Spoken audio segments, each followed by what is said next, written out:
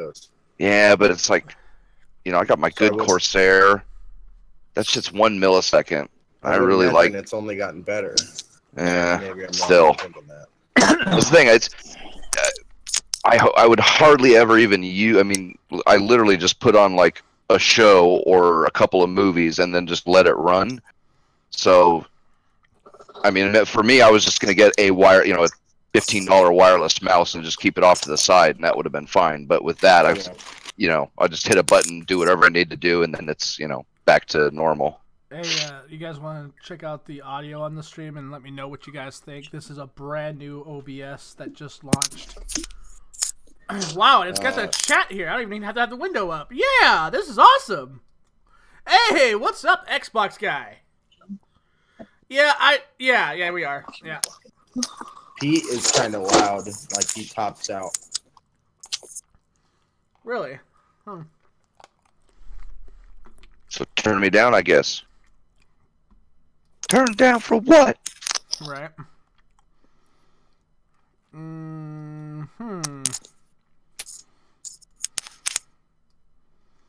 All right, I turned him down. Let me know Very what you guys observant. think. Go get it. It is a new picture.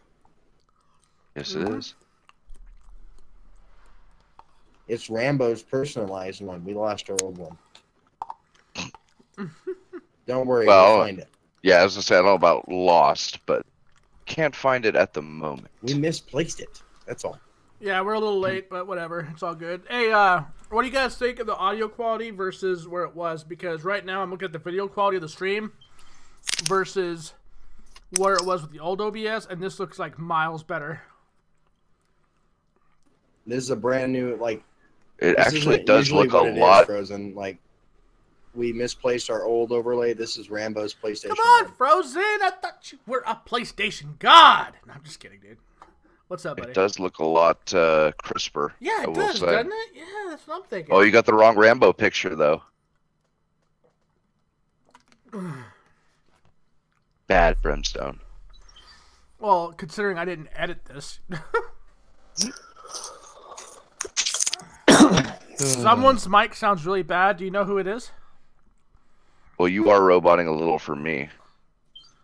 Of course I am. Why wouldn't I be? God damn it. I know, Frozen. I'm just playing with you, dude. Xbox guy. Which one does it sound like Pete? Rambo's Corner? Who? Shut up, go get. Like that voice right there. Pete? I am Pete. Is it that me? one? It wouldn't be me because I haven't talked. I was going to say, Rambo's mic sucks no matter what because he's on his phone, so he can't help that. But we were just talking about, as we were setting this up, we were talking about how China doesn't like that shit so much that they dropped that Star Wars movie. Oh, you're saying it's Pete? Oh, then I can't help it because he's talking on a headset. Like that's his thing. I can't. No, that was Pete that said that you were sounding like a robot. The guy that said you were roboting, he sounded like a robot. That's interesting because you're roboting for me, so I wonder Yeah. if there's. Shout out, hey, Conor McGregor's better than you are, Floyd Mayweather. How's that work? And you are roboting like crazy for me. I am. No, he is. Brem is. Brim is, yeah. Yeah. Damn your internet, Brem. That's kind of funny considering. Here, I'll try turning down the audio bit rate a little more. He's See not if that helps us a roboting little. for me, but maybe it's the video bit rate for the OBS because this isn't like graphically intensive. I mean, so we could get by with little to none. Yeah, True. we really could. He's not Let him know wrong. since it's a PlayStation when it is pretty graphically intensive. Jesus Christ. Oh. So what's you everybody can up to? find something to cover up that platinum up in the corner, bro. Yeah, I know. He. Because Like- it's something that y'all will never understand what it's like. Please, son. I had platinums on my PS3 long before you even thought shit. about PlayStation, nigga. We got Floyd Really? Mayweather talking shit. Yeah. Yeah, he Conor- wanted a shout That's out. I all told Floyd him Conor McGregor's Mayweather better. does.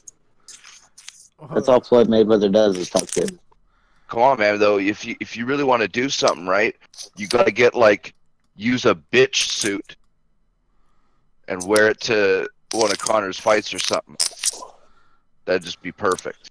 I got a message on Discord from a guy named LOL Tim 2002. I don't even know who the hell he is. He's in GoGet's Pretty Boys server or something. Let me see. GoGet's Cute Boys. And I just get this. I don't even go in there. I have never been in there, and all of a sudden I just get this message today at 10:55 a.m. that says you're a pussy. I'm like, all right. I'm just gonna say nice this. to meet you too. I'm gonna say this, Shader. I believe the Hog of 2018 is not gonna be the Hagen Dog, but I'm gonna go ahead and tag you in this and let you watch it. But I want to hear your reactions to it, Shane. It's not bestiality, is it? No, actually, it's not. Okay. Well, that's too bad, Neverland. You should watch us every time. Let me know what you think, Shane. Since it's no longer about the Hagen Dog of 2018, it is. Well, I'm gonna let Where are you his tagging me at? Facebook.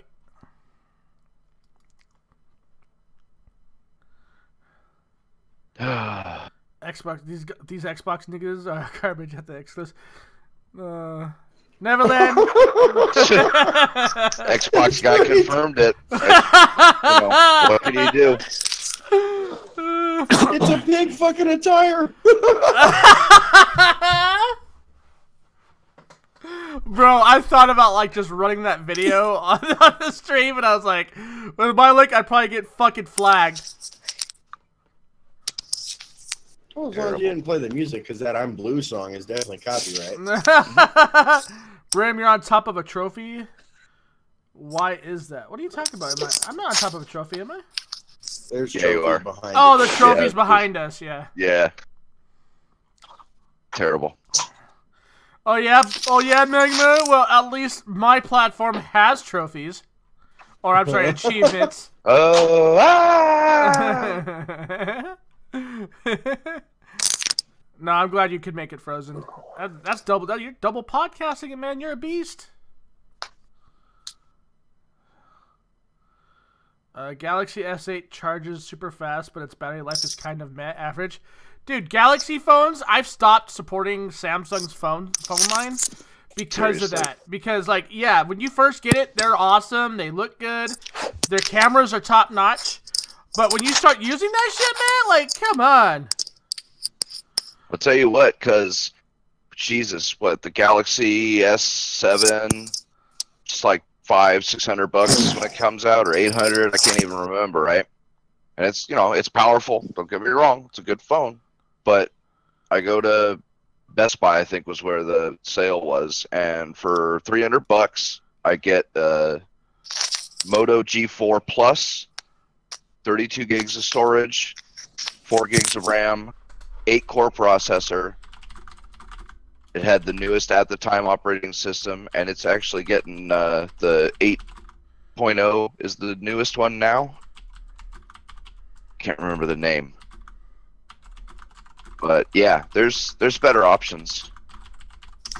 Hell, the iPhone battery lasts for this shit too. So just the two top smartphone companies, their batteries are just shit. They charge fast, but damn, you use them and you're either barely using them or you are going to have to be charging them quite a bit.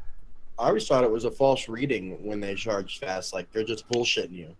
That's what I feel like, because they die so fucking fast. It's like I think you know what I think it is. You know what I think it is. I think it's because it's quick charge that's what causes the fucking phone to die so fast, because it's pushing the phone to charge at a faster rate than those batteries are used to. So I'm actually thinking maybe the quick charge shit is the reason why that shit dies so quickly. I don't know about that, but definitely the battery, because they keep making them smaller, thinner, Yeah. And so the battery and the battery technology hasn't improved. If they would just use the DualShock 4 battery, everything would be fine. Oh, this fucking guy.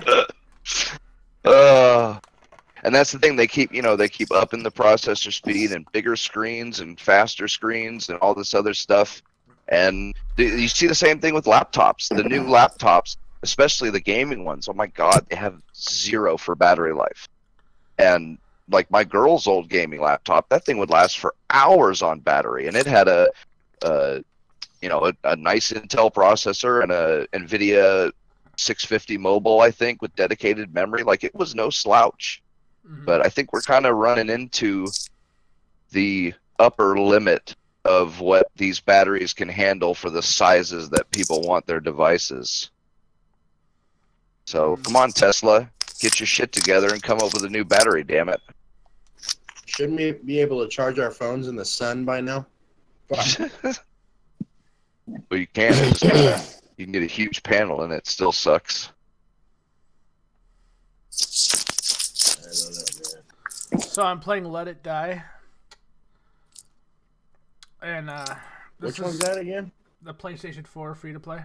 It's like a It's a Bloodborne. It's like a it's like a hybrid Souls game. Isn't it like a 2D Souls game? No. You're thinking that's a different one. You're thinking of Dead Cells or Salt and Sanctuary. Salt and Sanctuary, that's what I'm thinking of.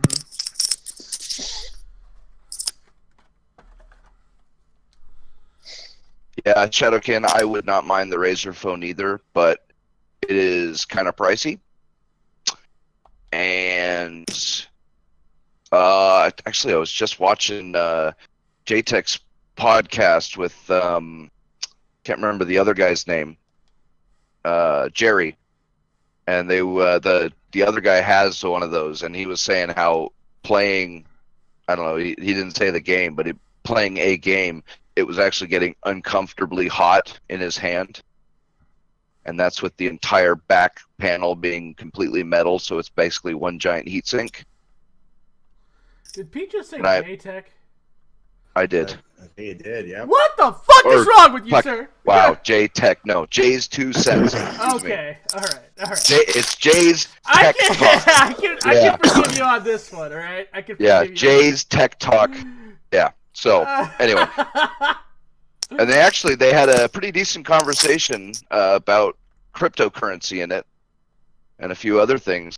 So if anybody's interested in watching that kind of stuff, but I did hear a pretty good opinion / explanation on some of the YouTube on the new YouTube rules. Jerry says that from everything he's researched about this, the big reason why YouTube is doing this is to get rid of the bot accounts that will rip other people's content, upload it, and then have a bunch of other bots watch it for a half a second just to get a view. And then they make a few dollars off of that, and it only takes a minute or so, and then they just keep recycling and repeating. So this should be an interesting turnout of events. Because it stops that exactly, and that's the thing. Those bot setups rely on those the second bots only having to watch the video for a tenth of a second, because if they had to pay for bandwidth, it wouldn't be worth it.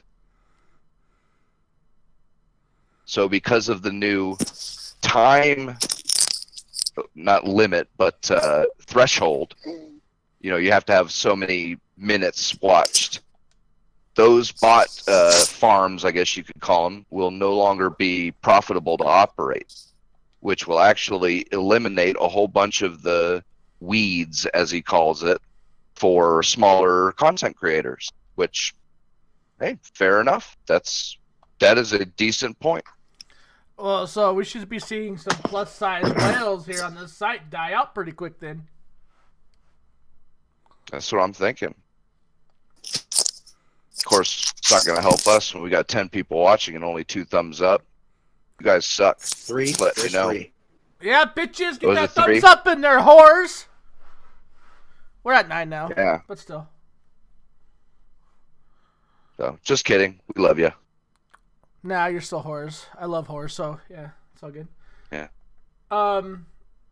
I mean, if you guys do thumbs this up, Shane will send you a personal picture of himself nude in He's the fucking bathtub. lying. He's lying. And Only if you're a guy, though. His wife doesn't like competition, but with guys, it's all right. Yeah, it'll be that one time I took a bath with my toaster. Shh, you know that's not the case. Shh.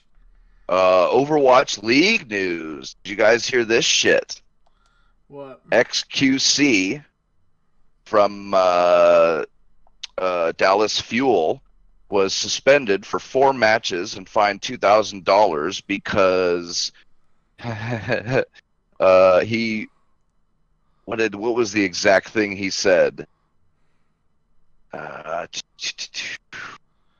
You didn't smoke shit. Shut your fucking mouth. Go back there. Suck a fat cock. I mean, you would like it. And the guy he said that to is gay. Here's what I don't get, right? Now, if he had made a non-homosexual insult towards this guy, wouldn't that be denying his sexuality? What if he said eat a pussy instead of suck a dick?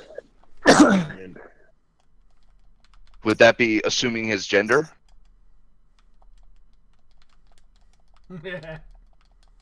I mean, man, you guys should see the shit that people are posting on like Facebook groups about this and stuff.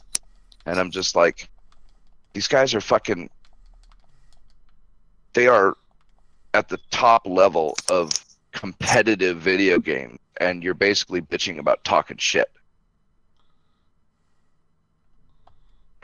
Yeah.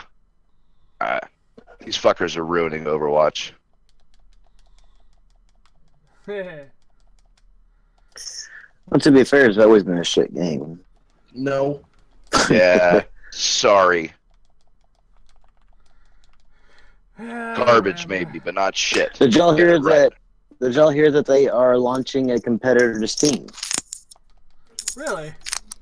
Yes, it's actually going to be like the only person who actually has given Steam possibly an opportunity to run for its money.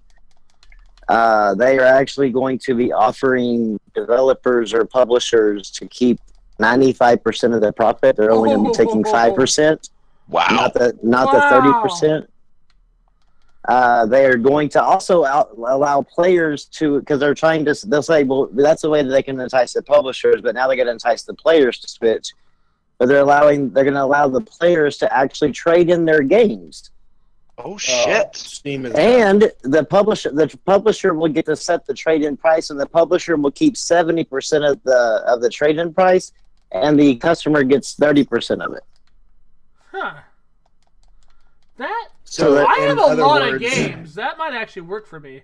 So if they set the trade-in price as Say the they- same say they- price, Say then you would get trade 30% in. back. Yeah, so basically, say you bought it for 60.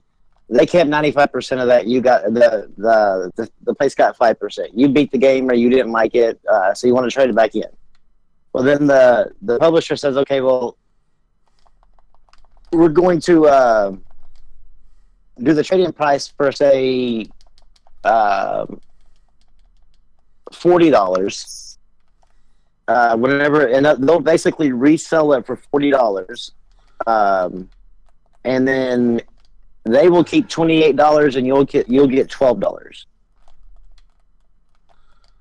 And now I'm assuming they might also have something where if it's in like the first few hours or you haven't played more than so many, Well, you can get the that's a full- refund. That's a Sure, refund. okay. We're talking So about digital. We're talking about digital competitor to trading. So in addition to the regular refund mechanism that Steam has, Yeah, this is there like will if your also old be games. this. Yeah, All your wow. old games, like if you've had them for 2 years and you wanna like trade trade them in or whatever, then you can trade them in and for store credit. This is No, Rajic, this is actually a competitor to Steam, and it's actually going to be launching in Q2 of 2018. Bro, this is gonna make Gaby fucking sweat bullets, bro. But now you don't get the money back in cash. You get it back in what they call credit. but their specific type of cryptocurrency, and then you get to use their cryptocurrency to buy new games. Which, hey, fair enough. You know, it's a trade-in. It's not. Yeah. You know, yeah. This will. I mean, I don't see it eliminating Steam, But It'll be the only one that I know that definitely- if they get it running right from the get go, it'll be the only one I know of that can actually possibly give Steam a run for its money. and it'll either be Steam will have to start doing some of these things themselves, or lose. Mm-hmm. Which, hey, I'm happy with that. Shadowkin, let me actually get the name for you, okay? Yeah, because Ubisoft shit doesn't work well. Origin doesn't work Let well. me see. Although Origin's not too bad. I don't really care for it personally, but I don't either, but it's definitely not the better worst. Ubisoft's probably the worst. Yeah. The rocket thing that you get from Good Old Games is pretty cool.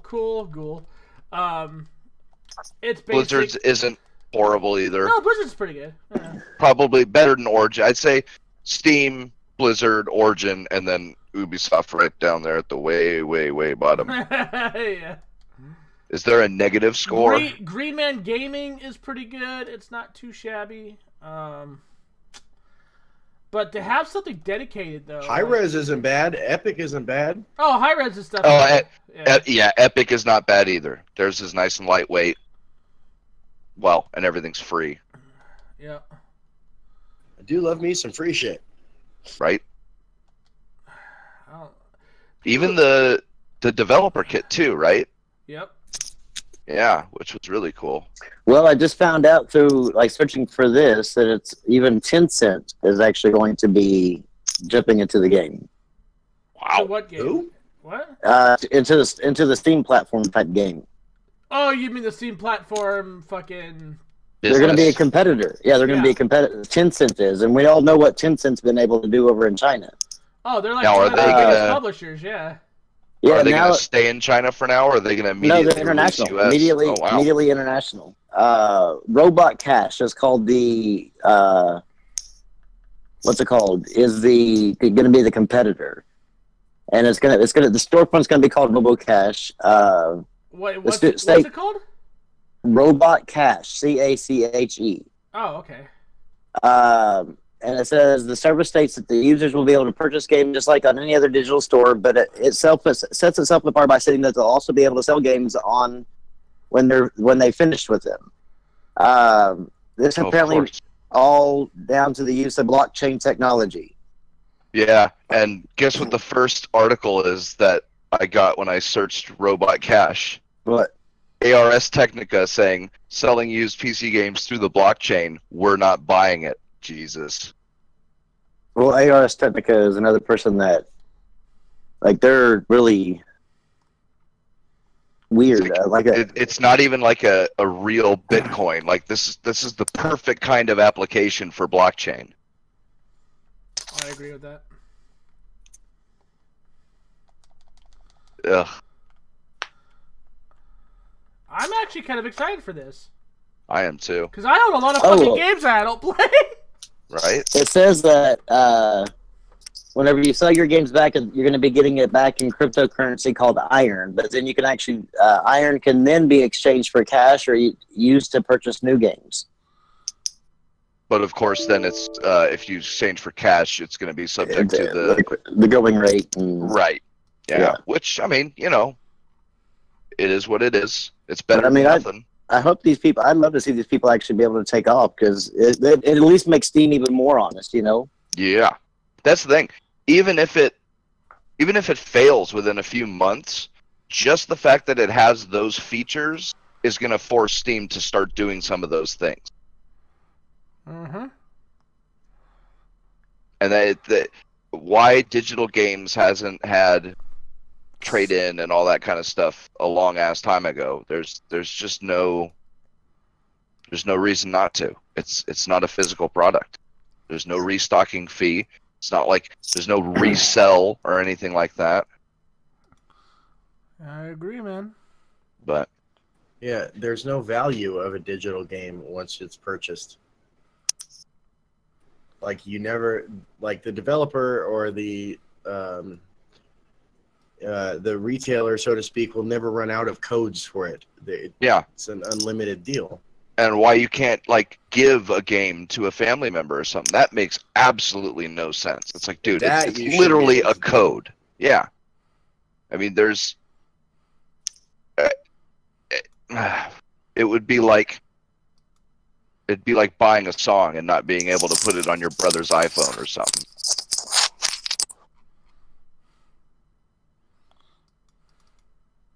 But I'm down. I think this could be. I'm gonna search this shit right now. I'm gonna look into this. So what do you guys know about Project Spider? Project Spider? You mean you're talking about the sequel to the controller? Yep. It's got a code name now. It's rumored as a code name. And what is this? Another image. It's just another rumor, though. I mean, like Microsoft has yet to confirm or deny it, but I mean, I don't really see a point in revamping the Elite controller. There's nothing wrong with the Elite controller as it is. You know what they should do? And I thought of this a long time ago, and I think somebody patented one eventually, but they need to replace the right thumbstick with a nice little touchpad. They need to actually just revamp all their fucking controllers and just put a fucking screenshot button on that damn bitch. Oh, that too. That is called Robot Cache, right? Yeah, robot and then CACHE. Yeah, cache. Yeah, like cache. cache on a processor. Yeah, okay. not cast CASH. Greedy bastard. I've already told you this, and if you'd listen, you would know. I will dick you, Rambo. I'm not Shaner now. I will dick you, Rambo. I could turn you into Shaner. No, I love how my no parts are always just thrown in harm's way without my I know this go-get, but the Steam controller sucks, and that whole thing kind of sucks. Not that bad. No, the Steam it's controller. not, but Steam controller is really good, but it's just hard to use. and nobody used to. nobody wanted it. It just like the Steam box or whatever that thing was called. It just didn't sell. But if PS4 or PlayStation and Xbox had started doing this, that would have been a really good bridge for the gap between controllers and mouse and keyboard. Having a touchpad on the right thumb. No, no way, man. Like that touchpad thing, I don't.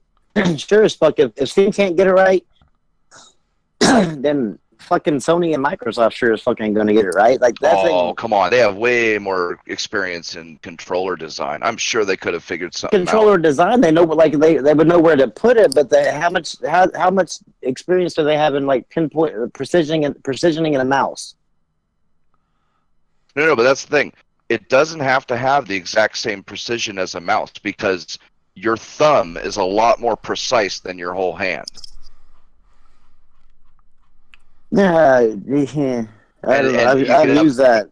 And you could have infinitely adjustable sensitivity. You could put it as high or as low as you wanted. I hope to God they never do that shit, because that Steam controller was like garbage. Like every time I touched that damn touchpad, my guy was just looked like it was having a seizure trying to look all over the damn screen. See, I think that either PlayStation or Xbox could have done it proper, and it would have been a good. Like they could have offered it like a Pro controller. It wouldn't have to replace the regular controller, but it would have been a good. Because right now we're getting tons of people arguing all over the place about people using keyboard and mouse on Overwatch and other games like that. If they had introduced something like that, it would have given those keyboard and mouse wanting players something to use in the interim that wouldn't be completely, 10 steps above and beyond, while still, getting that fine control that they wanted. Keyboard and mouse, though, seriously, has no place in Gen Pop of console gaming. None. It's coming. And Blizzard's fighting it, wrong. dude. Yeah, even Blizzard thinks it's bullshit. Blizzard I actually. doubt it's coming. No, it's coming. Oh, no, they're pushing. Microsoft has already. Microsoft has already said. Well, yeah, but Microsoft has said this, but Microsoft has also said this since fucking beginning of the Xbox One. It's been saying this every year, but the reason why I say I doubt it's coming anytime soon, is because if these publishers that publish on Microsoft's console, they hold a big heavy weight towards Microsoft's decision. Whether I mean, it's kind of like the reason why Microsoft didn't go with the no disk drive in their Xbox One is because GameStop. GameStop said, "Look, we ain't doing this, and we just won't sell any of your fucking products anymore if you do this." And they go, "Well, maybe we better not do this because they sell quite a chunk of our equipment."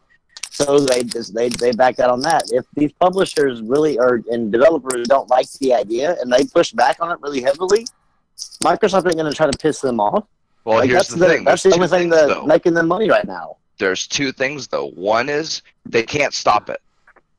Yeah, they can. They don't want to be the next Nintendo selling boxes. What do you mean? What do you mean they can't stop it? People are already doing it. But have you? Yeah, and accounts are being banned. You know that, right, Pete? Sure, yeah, but that's not stopping people. They can stop it. Like they can stop the actual support for it. Blizzard has not found a way to stop. I'm not talking about the people. I'm talking about the actual official support for it. Like Microsoft. No. But it's already happening.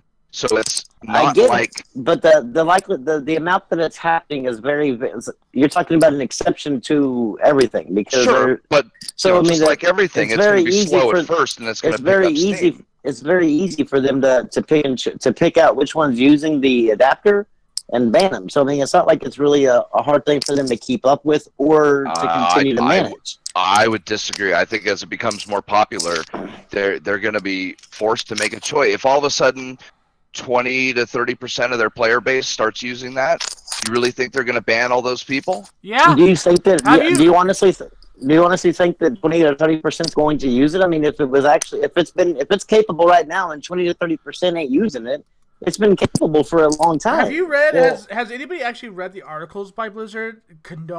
They're actually against this. They've stated in many articles already stating that they do not support Microsoft for doing this because they actually have to tune each character individually differently than when they do on the PC. They said that they made this game come to the console because they wanted to see if it would actually have an esport for that platform using a different peripheral. And because at the time the keyboard and mouse wasn't a standard, they made it this way, and they've balanced an entire game of years worth of work down the fucking drain if Microsoft pushes this. And that's gonna kill the community. I don't see how that's. Neverland, you're wrong on that because they actually have been able to detect that XIM4 on console. Yes, they've been banned. They've been banning on people Xbox with the XIM4. and PS. Yeah, on Xbox and PS4. It's not because they're detecting it though. It's they're seeing gameplay footage. People report them and then they see gameplay footage. Well, yeah, but I mean, you're able to. It's really not hard to figure out which one's using a mouse and keyboard over controller in a game. See, everybody's supposed to be using controllers. Exactly. This is. For me anyway, this is also why I don't really care for Hori, the Japanese or Chinese controller manufacturer, and I would pick Hyperkin any day of the week over them. Hori is pushing the whole mouse and keyboard thing on a console. They even have special designed little game pads for each console that comes with a mouse. But Hyperkin, nope, they don't.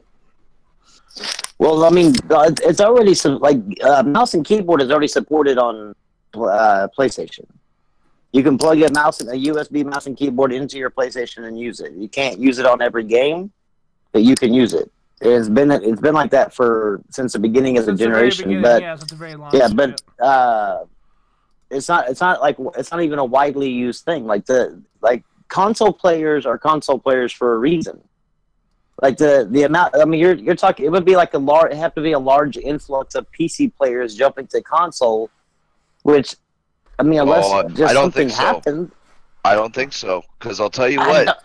You're like I said, these things start slow, but all it takes is. What do you mean start slow? Like this thing is that XIM4 has been around forever, and you've been able to actually mimic a damn.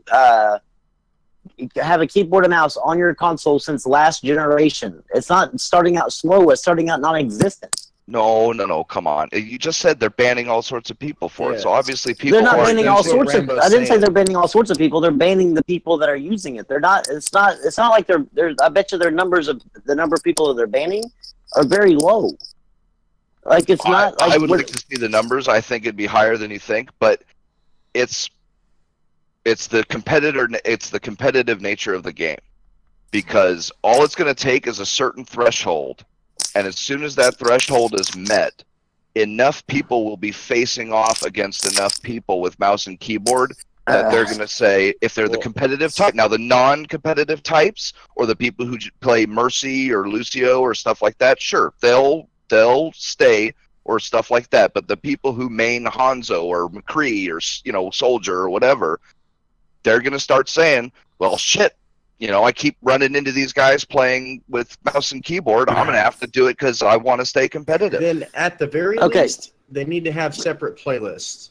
First of all, I agree. Neverland, I'm not going to hold the L because, like I said, the only console that actually allows mouse and keyboard is the PlayStation, but it's only allowed for very, very, I mean, we're talking, I don't even know how many, like, probably just a handful of games, if even a handful.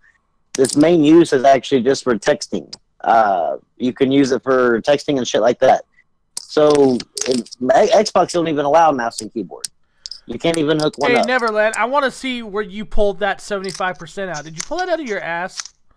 Well, he did say it was an estimate or whatever. Oh, okay. And I can tell you, I was like, come on, man. And I can tell you, even, I mean, the reason why a lot of people probably aren't even using that adapter is because the adapter is not even, it actually is not as precise as using mouse and keyboard on a... input lag. And that's why I'm saying this stuff is starting slow, because it's still not perfected. But as soon as that stuff gets better and more available... I don't understand, like, what do you mean better? How long does it take for technology to get better? We're talking about... Well, that's the thing. Stuff that happened back in, like, way back in 2000, like, before 2008. But it's a chicken and the egg thing. It's like capture cards, right?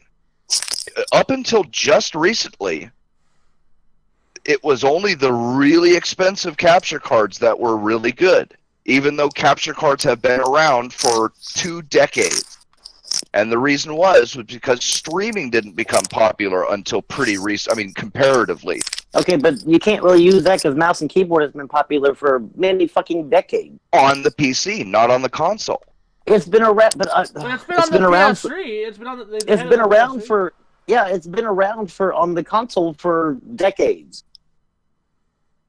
But again, so we're capture cards on the PC. How slow were we talking about the increment? And if they're gonna do it, I mean, fine, whatever, do it. But put it to where there's only a mode where only the people that can play mouse and keyboard are only playing mouse and keyboard. Or maybe just mouse and keyboard enabled, so you can use mouse and keyboard only. Well, why would you say to a controller player that doesn't mind playing with mouse and keyboard players that he can't? Well, if he wants to do that, then he can go to PC. Well, that's why I say have ones that are controller only, and then have ones that are both. We don't need the consoles to become like PC. It's the whole point of having a console. That's the whole point in having the console. Like, why don't understand like why PC? Wait! I don't understand like why PC guys shit on fucking consoles, but then turn around and want consoles to be like fucking PCs. Like, that does not make any fucking sense. Consoles are consoles for a reason. They attract a different audience for a reason. Fair enough, but they're also becoming more and more like PCs. No, they're not either. Well, yes, they are. What? They're just using the hardware. No. Come on. It wasn't long ago when a huge thing, a big old argument that everybody used for consoles when it was like PS2 days was that you didn't have to patch your games and all that kind of stuff. And yet, next generation, what did they have? Patching in games and stuff like that. Consoles have gotten progressively more like PCs. Yeah, PC still can't play Assassin's Creed games. Go figure. Oh, God. It's true. I have them all. I know. I mean, it's not so... a certain amount of it is inevitable. I'm just completely... I don't... It's a lot of it is a strict consequence of the competitive nature of games. I mean, there are lots and lots of people who will go for any advantage they can. They'll buy a huge TV with super nice specs, and they'll buy super surround sound systems. Then that person's not buying a fucking Xbox One or a PS4. They're buying a fucking PC. Well, wait, how do you know that? Well, why would they spend all their money on this fucking TV and this all these different things for all these different advantages, but then go, well, I'm going to cripple myself with the console, not a PC. Like, it doesn't even make sense. Like, they would go for the best of the best to have themselves the advantage of everything. But hold on, well, not if they like playing on Xbox or PlayStation. So oh, Jesus. Here's something. Whoa, Rambo. Well, I mean, you're you talking yourself, about a very, like a minute no. amount of people, like, possibly. That, No, come on. How big is the competitive Call of Duty scene on Xbox? Pretty big. Yeah. And That there are doesn't mean plenty they- of guys in that who, even though a PC is, all the stuff that a PC is, they still prefer playing on Xbox, and I guarantee you that a lot of them are competitive enough that they will do things like buy super sound systems or big TVs or whatever. That sentence did not make sense. I just wanted to... What you just said, like exactly verbatim what you just said. You said the majority of the Xbox community would play it like it was on PC. No. Whoa, no. That's what it sounded like you said. Okay. No. I said a good majority of those competitive players are competitive enough that they will buy any edge they can, even though they like playing on Xbox rather than a PC. And to me, like I said, man, like I agree about that part, but I don't see it being competitive when it's just straight up a fucked up situation, giving more than just an edge over somebody playing with a controller. I mean, we can sit there all day and say that there isn't really that big of a skill gap, but I would call bullshit I mean, come on, dude. A controller versus that's like a unanimous thing. Everybody fucking knows that shit is ridiculous. I don't know who would argue that you could be just as good, like that they're pretty close to being competitive. There are a few people out there that do say that stupid shit, but they act I'm saying I don't know. They act like, well, because I'm good at controllers, everybody else could be good at controllers too. Like, no, come on. Like, not everybody's gonna be that fucking. The skill gap between a mouse and keyboard versus a controller is a very wide gap. Yeah, absolutely. I agree. Largely the reason why most competitive games aren't crossplay, no matter what. Absolutely. So to put that, I don't see it happening. If mouse and keyboard support, if mouse and keyboard support comes from Xbox, it will be for games like Minecraft or RTS games. It's not going to be for a competitive game. That's the other thing too. By adopting mouse and keyboard, the console companies will be opening up a whole range of games that they were not able to do a controller with. Pete, you know as well as I do, man. Like, a lot of competitive players, especially if they're playing on a console, do not sit at a desk like we do. Most of them are in the comfort of their chairs, and I'm not making like a judgment on this. I'm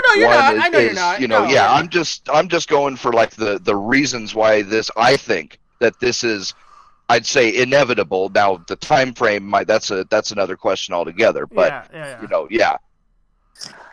know. Yeah, I'm not for the.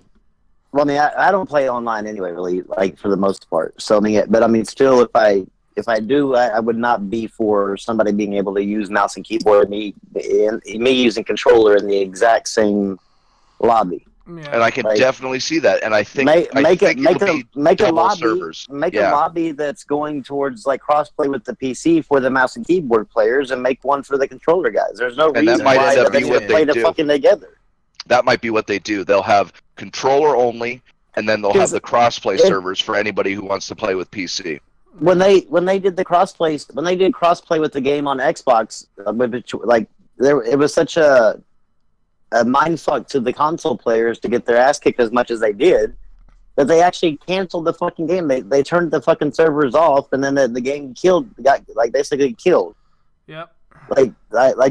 So I mean, I don't see a company like Blizzard or Activision, EA, like willingly going to try to do that and see, okay, well, yeah, like our game will be different. No, it won't. Like everybody will have the exact same reaction that they had before. Is like, this is fucking shit. There's no, it's going to be take forever for me to actually get my, my prestige or whatever, because I'm playing against people that have a mouse and keyboard. People will what's it called, like revolt, and it will cost publishers money. And like publishers know this. Publishers and developers know this. That they're going to fight this, as far as like being in the same lobby at least, quite damn hard. I mean, that's a lot of a lot of money for developers and publishers to put out there, just to all of a sudden like have their game killed off because people can't stand to play online. Especially whenever like a game like Overwatch is nothing but online play. Like if they did that on Overwatch and they started having a revolt on the console side, it would kill that fucking game. Only if they didn't split the servers. Yeah, that's what I'm saying. That's what I'm saying is if they split the servers, it would be no different. I mean, there'd be no difference for the console people. Like they would just be able to play like normal, the ones that wanted to. The only thing there would be is just another lobby to pick at whenever you pick. But if they didn't split the servers, that would like we've talked about this before, but the majority of the sales come from the console players. And if that's where, like, if they start revolting and not buying their game or like returning their game or whatever, that's really going to really hurt the bottom line to these companies, and they're not going to willingly accept that. Like, I don't know, there would have to be a lot of provisions done before these companies would just go, all right, that sounds like a good idea, because they do have to say so in this. Well, I mean, not if Xbox says we're enabling it. Well, all right, Pete. Do you think Xbox is that dumb? Why would Xbox spend $100+ million developing this generation's controller to just say, you know what, go use a $10 Logitech keyboard? That's fucking retarded. But do you think that Xbox would actually go, you know what? Because remember, if they piss off these developers, the developers can seriously just simply go, you know what? You don't listen to me, you're not getting my game. And that's going to fucking just make my Xbox just go away. Xbox isn't going to do anything that's going to voluntarily hurt their console. Xbox is retarded, though. Goget makes a good point. They are, but the thing is, though, is that, I mean, just like look what happened with the whole discless Xbox. That was actually a real thing until GameStop said, "Look, I won't sell your shit," and then they go, "Oh, we're putting in a disc drive." They are retarded. I'll give Goget and you that, Pete, but they're not like window licking, ride the little yellow bus with a special helmet retarded. They're just sure? They're just lost. Well, I mean, there's reference to that. I mean, there's reference to see how they react to these, like the idea of like possibly losing out on money is whenever they did that with GameStop. GameStop stood their ground and they said, "Well, we'll put a disc drive in." They didn't just go ahead and say, "Well, fuck you, GameStop." They put a damn disc drive in. And look at GameStop now. I mean, GameStop's not even like where it was, but I mean, it's just the idea of somebody like pulling out of that company or not selling their product on that platform or not selling the product's platform, then that's a huge chunk of money out of Xbox. Just imagine, like, if, like, say, Call of Duty, if Activision said, like, was completely against the idea, and told Xbox, "Look, you do it, and you won't be getting another Activision game." Could you imagine what a developer like Activision not releasing a game on Xbox would do to Xbox? That would pretty much kill it. You might as well just go like, you're the next Sega Dreamcast. You're gone. Pretty much, yeah. All they gotta, I mean, these developers, they might not like be at the chief decision maker, but them actually saying shit like that is enough to make them go, okay, you're right. You're probably right. We probably better not do this because that's a huge thing. I say. Now, I mean, I'm not saying they're saying that, but if they did, then like they pretty much control the narrative what these companies do. One of the things that actually killed off like it was like, I want to say like it was like Black Ops 1 on the PS3 at the very beginning, was they had the those mouse and keyboard adapters you could plug into your PS3, the Zen or whatever the fuck they're called. Like, Yep. dude, that shit, like, I mean, it's back up obviously now, but I mean, back then, like, the game actually died pretty fast because of that. I mean, people were just trying to figure out, like, what the fuck's going on? Why the fuck is this guy snapping on me? And these people were being reported for hacking. I mean, they weren't even necessarily hacking. They were just using a mouse and keyboard with extra sensitivities. Yes. So, I mean, you have a lot of those situations that take place, too, that need to be put into consideration. Like, I mean, I look at it this way, I guess, from the perspective of the person themselves, because I've been in that position before, where I'm sitting there trying to enjoy, say, like a Call of Duty match, and next thing you know, this motherfucker is killing me every single time I come around the corner, and I'm trying to figure out what the fuck's he doing different. I even go as far as turning my sensitivity all the way fucking up, and it still doesn't work. It still doesn't help. You know what I mean? And all because of him, my kill KD goes down from a 3.5 to like a 0.2. And it wasn't even anything really my fault, other than I don't necessarily camp. And that's one of the reasons why camping became such a big thing, was because those Zens were being distributed. And you know what? It's a shitty thing to do to people, to a community anyways. Like, that's not a competitive edge. That's just being cheap. You know what I mean? That's being a cheap fuck. Just because you can't game on a fucking a controller, you're gonna like, oh, I'm gonna have a keyboard and mouse and just fuck everybody. That's fucked up. Yeah, it is pretty shit. And Chris, there's a lot of people that go to GameStop, but if you look at where the majority of games are sold, it's no longer GameStop. It's like Amazon, Best Buy, like those Amazon and Best Buy have pretty much taken over the game market from GameStop. Back in 2013, right before, or a little bit before they launched, GameStop was still the #1 place to go. So their threat held a little bit of weight, but now if they try to threaten it, I don't think they'd actually have as much weight as what they did before. If Amazon decided to, that'd be a different story. And Amazon and Microsoft do not get along. No, they do not. They would still put in, like, if it was Amazon to threaten the disk drive thing today, Microsoft would still put in a disk drive. Oh yeah. I mean, regardless of their personal relationship. Yeah. They know that them not selling their games or the Xbox would kill the Xbox. It would kill every chance it has to ever be successful at all. What they're talking about, Cyrus, is how at the beginning of the Xbox One, where it was going to have like no disk drive, and GameStop's like, or GameStop said, I don't know how exactly did it go. They said that if they did that, then GameStop would not like GameStop was completely against it, and they said if you don't put a disk drive into your game where people can use the disc, then we won't sell your system here. None of your products. We'll pull Xbox out of our stores. You know what I would have said? I would have been like, if I were Microsoft, I would have just done it anyways. I wouldn't have even said anything. That's the thing. And watch GameStop die.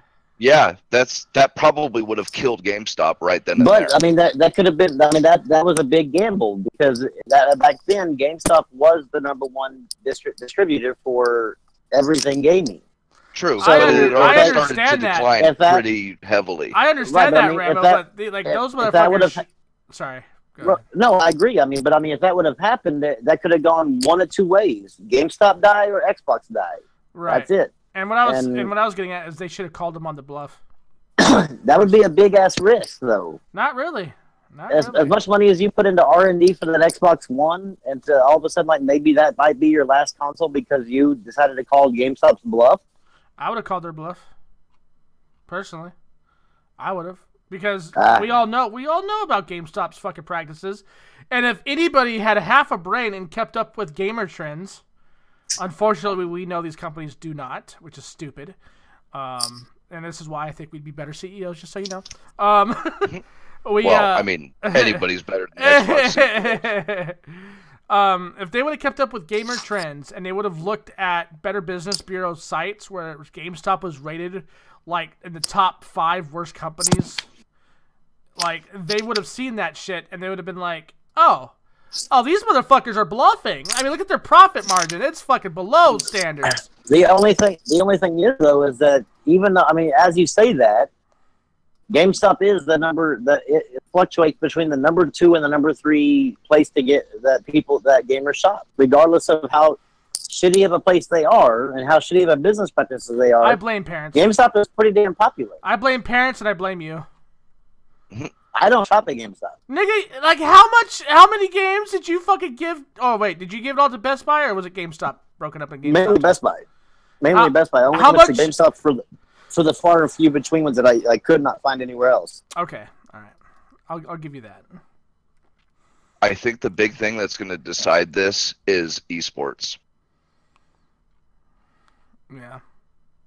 But esports has been using controller for quite some time on the console games. I wonder how long that's going to continue with the PC side of esports, because if you've got an option of watching console players play Overwatch and PC players playing Overwatch, well, obviously the PC players, controls are going to be tighter, the aiming is going to be better, the action's going to be quicker.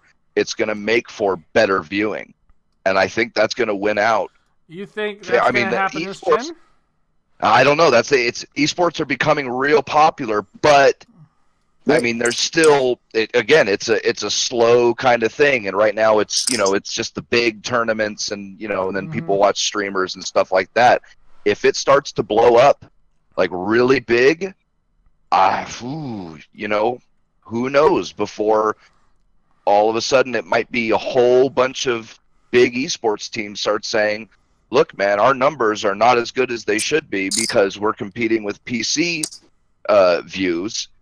So we need to do something about this, or there won't be esports on consoles, or at least it'll never be as popular. Right. And that right there could be the turning point. I don't know.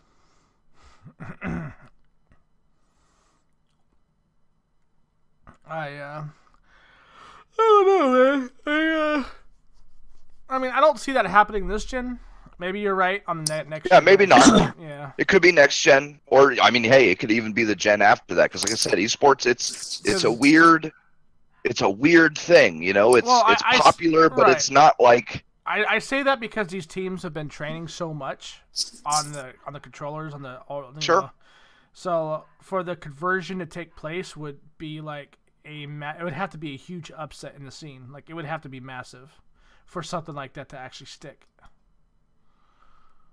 Like I would say if this generation had turned out like the analysts thought it was going to be on console, I would say that you might be closer to being right, but this generation turned out completely different than what they thought. They thought this was going to be a low-selling generation to the point of being the last generation, and it's definitely not the case. I don't know. Maybe when esports gets Pete said it's getting popular, and that it is, but it's not. I don't think they have a good system worked out yet. New teams definitely are popping up all the time, or teams are going away. And there's not there's not a whole lot of tournaments either. Yeah, see, it needs to be like baseball or football or basketball.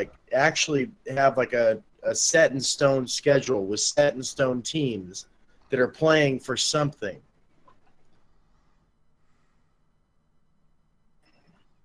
We'll have to see. Time will tell. Yeah.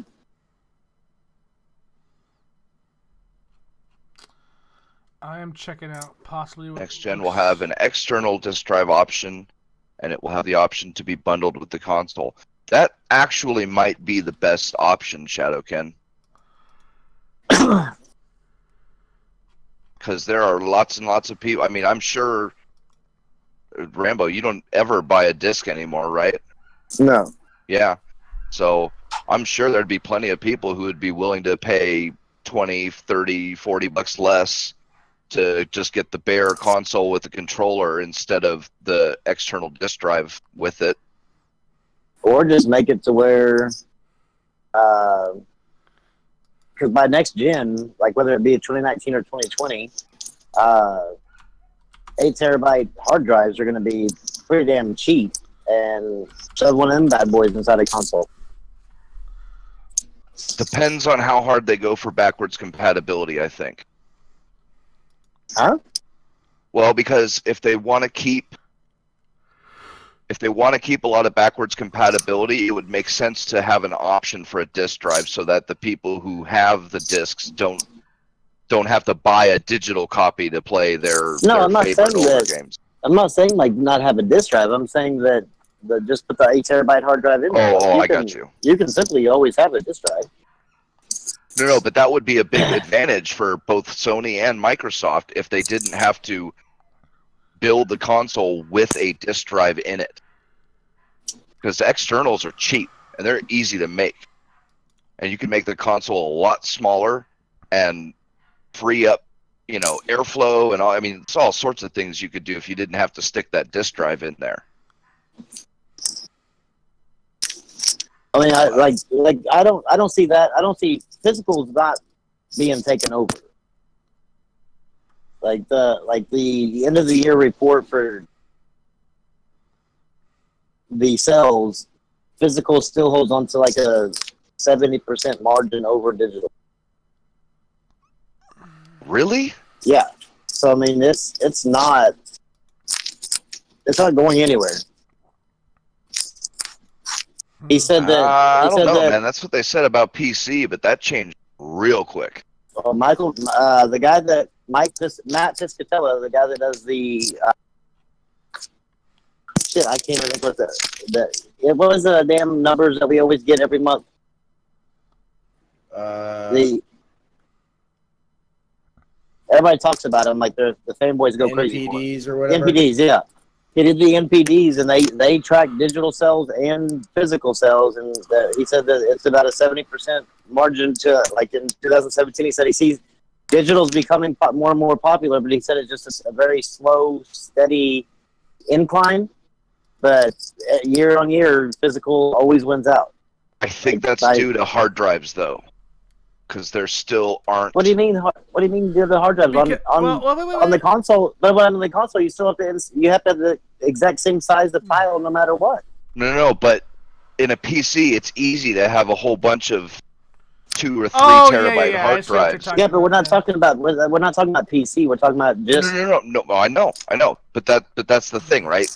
It's a lot more expensive to get the same amount of hard drive space for a console than it is for a PC. And is it our platforms capped, Rambo? Like as far as like for like the size of hard drive we could have? Like I don't remember. You can have up to 2 terabytes inside, and you can only up to 8. No, inside. Oh, okay.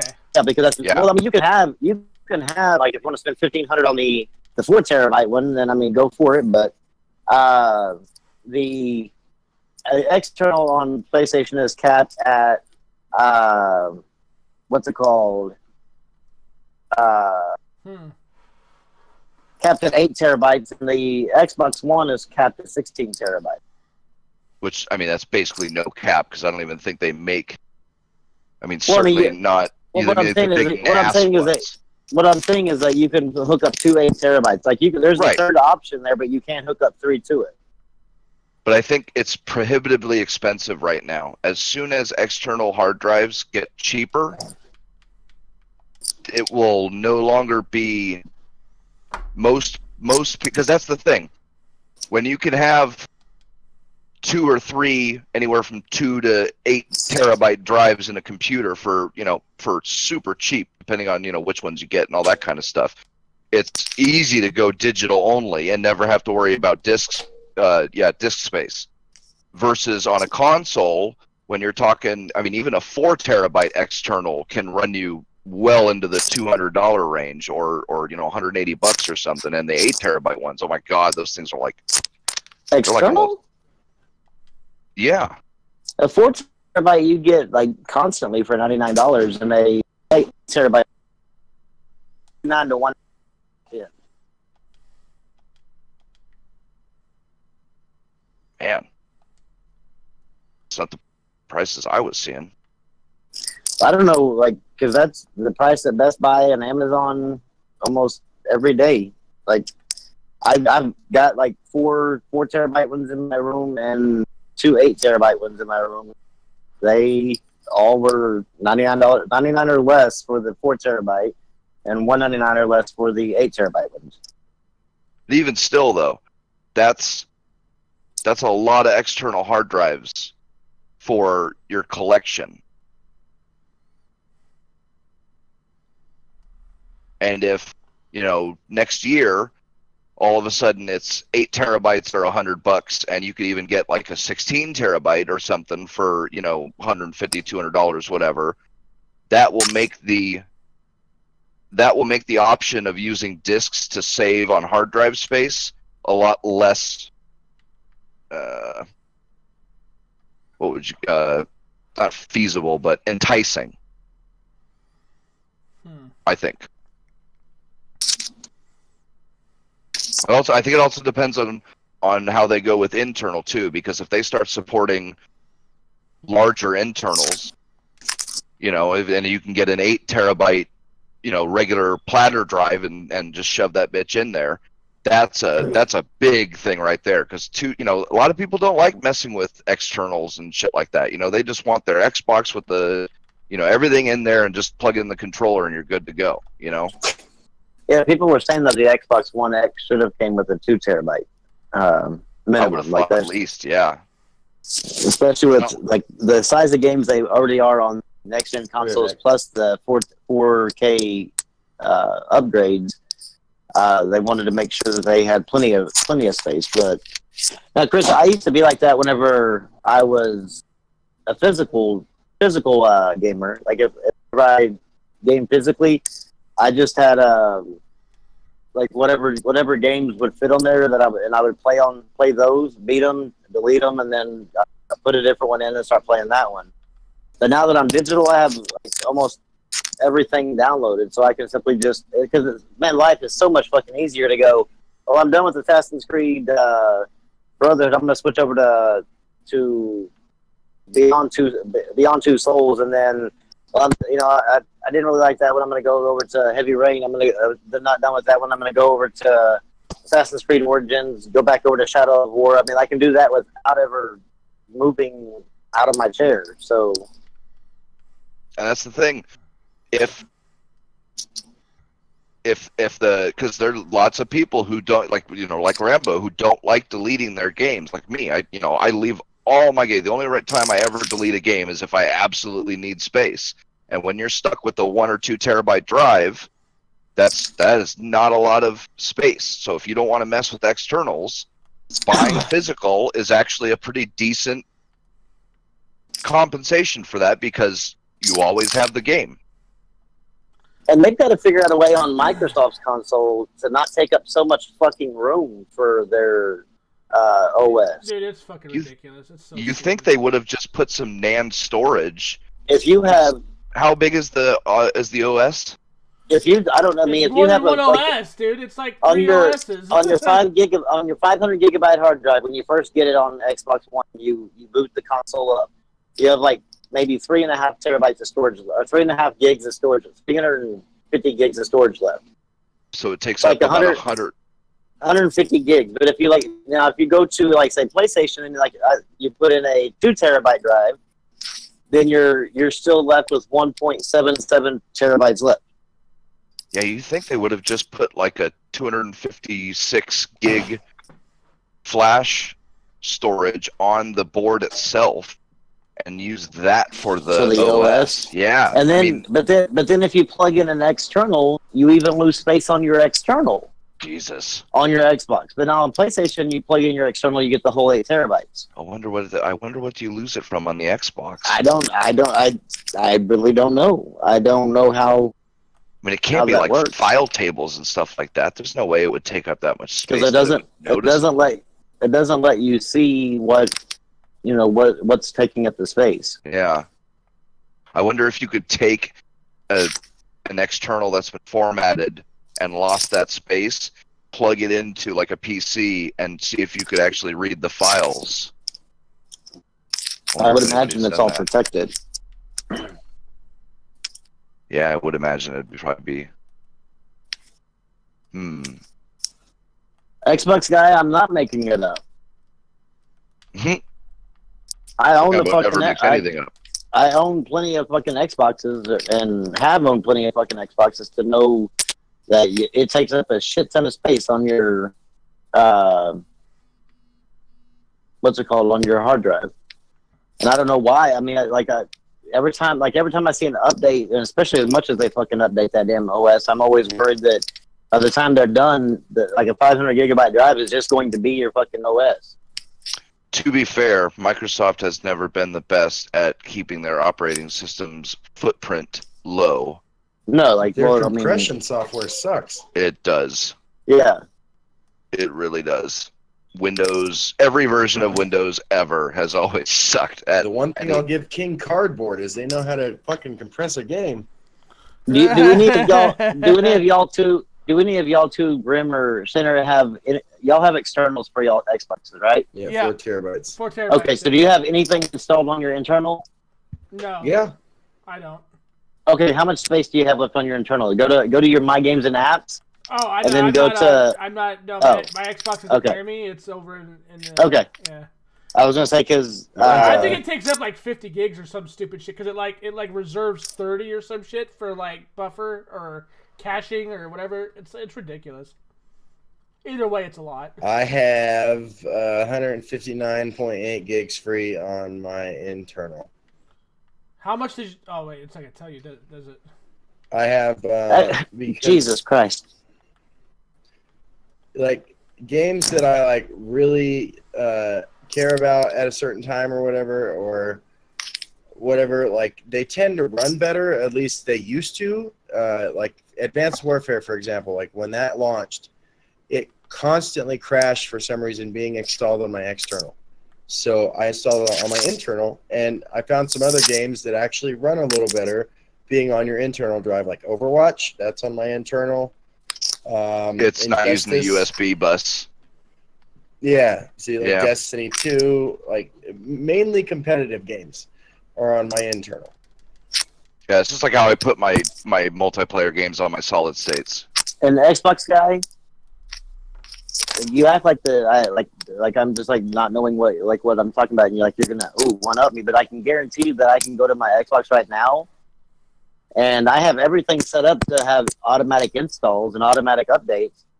But in my games and apps list, every time I go there, it has games, apps, like the services I belong to. Then it says updates. And then it says queue or whatever whenever I'm actually installing shit, like whatever that section's called.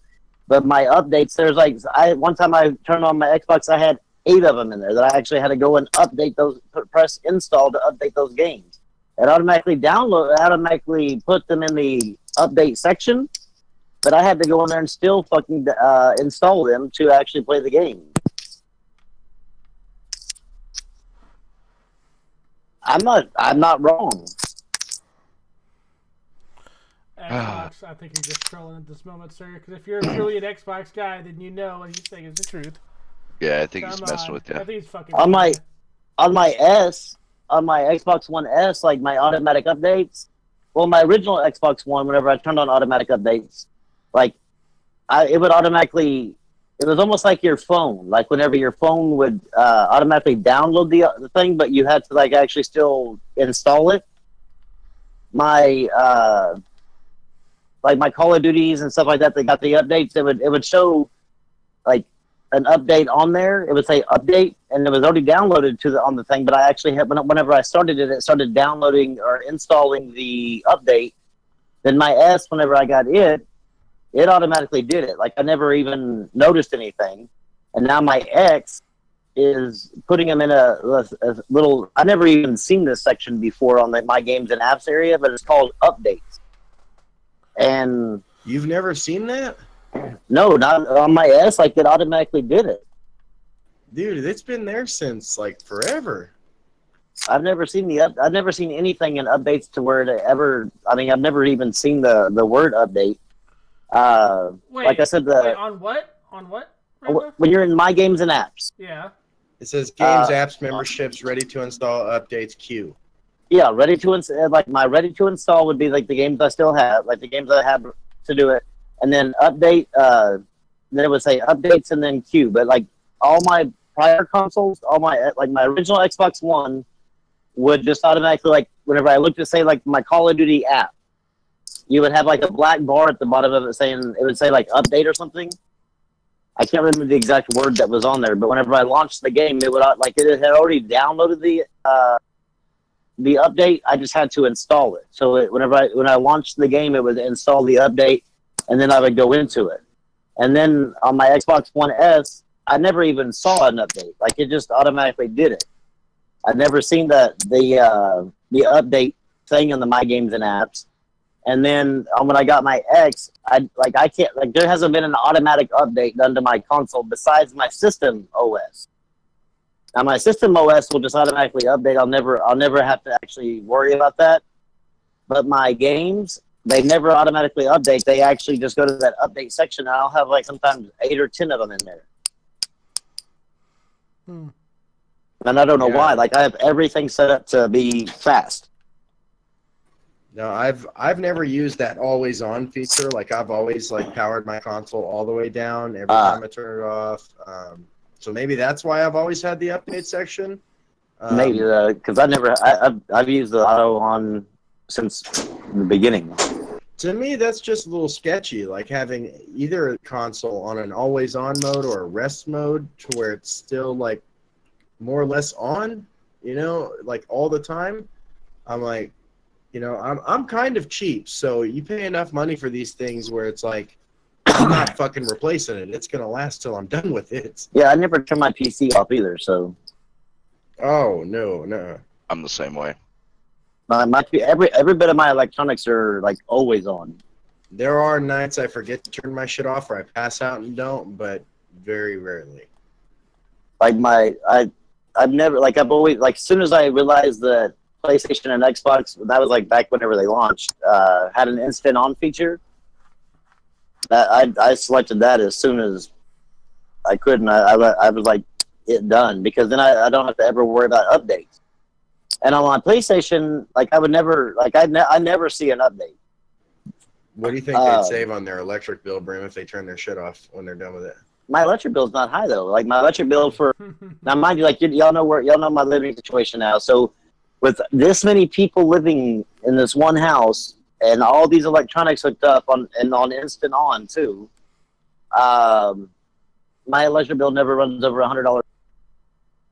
Yeah, that's mine's I usually bet around you $80 a save month. at least $25 a month turning your shit off when you're done using it. But I mean, that's $100. I mean, I'd lower it to 75, and I mean, $25 really isn't that.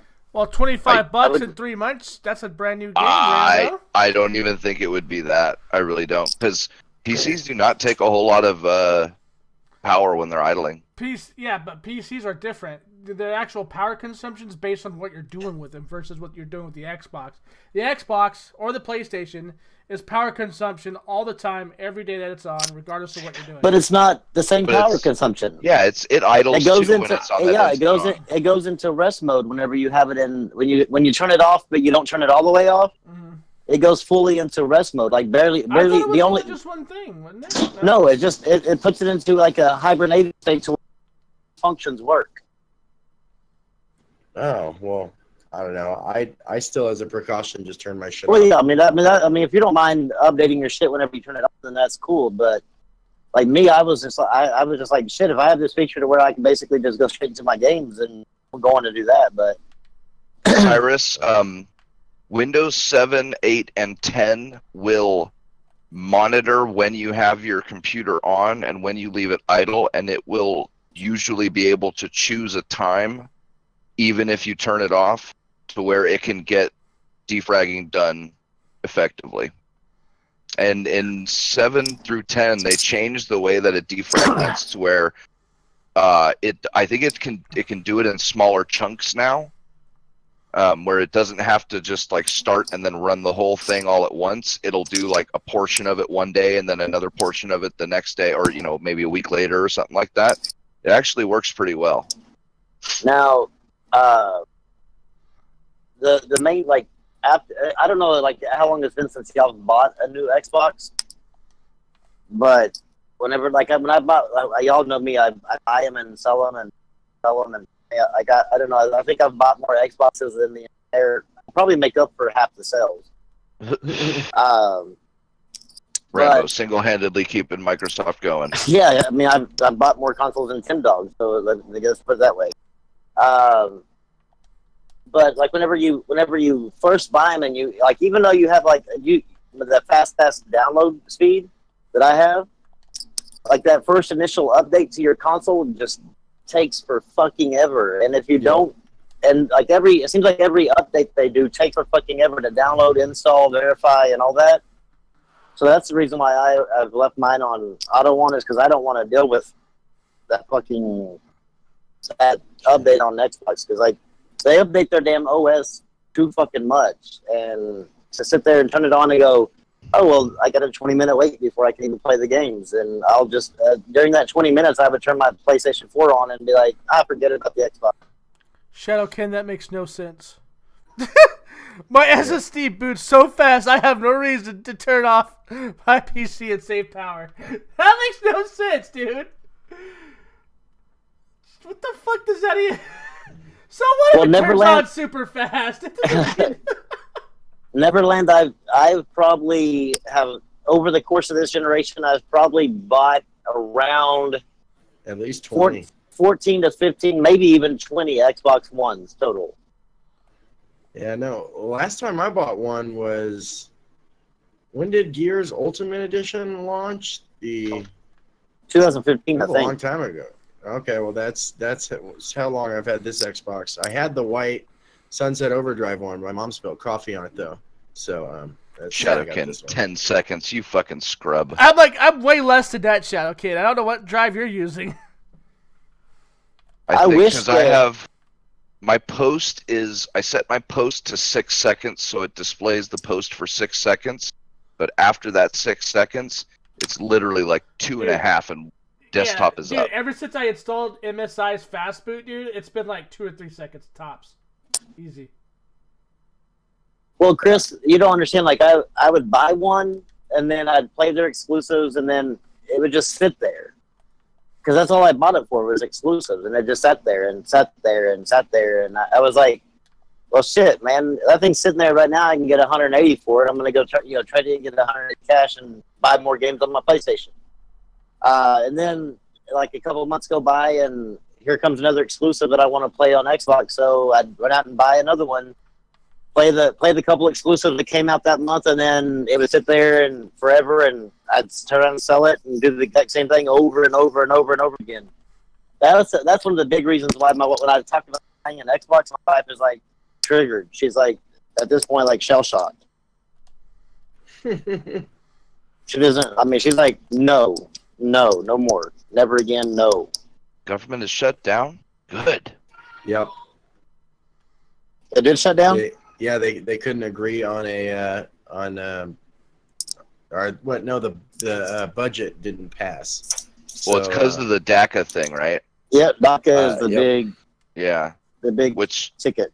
Which just it should show everybody what the Dems are all about, because they are willing to shut down the government. That affects everybody, both citizens and non-citizens alike. But do you really think it's Dems that are shutting down, dude? I mean, we have the... they've been filibustering it. But we have the majority floor. They can't stop. They need Republicans are 60. doing the same shit, bro.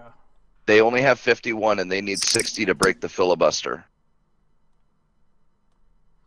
I'm just saying, I don't think it's just Democrats doing it. He said filibuster. It's definitely the Democrats this time. Last time it Yeah. was the Republicans doing the I forget what they Filibustering. called it, filibustering and basically being obstructionist.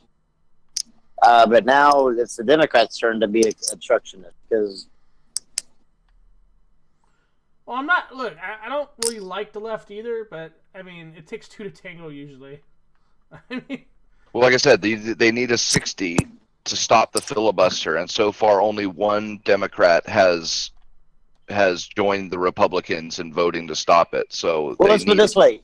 He said that if you put in the funding for my wall, DACA will pass completely. Everybody will be. All Amnesty. the dreamers will be fine. There's a compromise. They Yep. want DACA so bad. There's the compromise, but they said nope. Your wall is not going in. Well, yeah, sorry. Like I believe that he tried to compromise because I mean he could have simply said like that just it, no wall, no nothing. But he said no wall, like the wall and the DACA is done. Like you're good. which is a pretty worry about damn it. fair compromise too. I would think. I mean, the Dems say they care so much about these dreamers. Trump just literally offered them everything they wanted. Full amnesty for everybody that's already here. But they want the chain migration. Yep. And they want it to where like all those dreamers can bring their parents and everybody else over here too. And he's like, no, like we'll approve the dreamers that are here, but we're not bringing their fucking families over. Not without it being going through the immigration process. Yeah, that's the biggest nut punch in all this. It's like there are legal ways to immigrate. So what's this mean like for us that the government shut down? Nothing. Nothing. Like if like me and you, we'll still get our Social Security checks. It would affect like the people like at the parks and recreations and shit like that. Because that's the thing. Obama basically set the precedent for this, but there are ways for it's a combination of things like executive actions and then congressional stuff that doesn't take a majority, where they can get smaller their funding bills, but they're funding bills for partial things, and so they'll just pass individual ones for all the important stuff. And it's just the silly things like Parks and Recreation. You know, they might not get a paycheck for a couple weeks, maybe. the military, like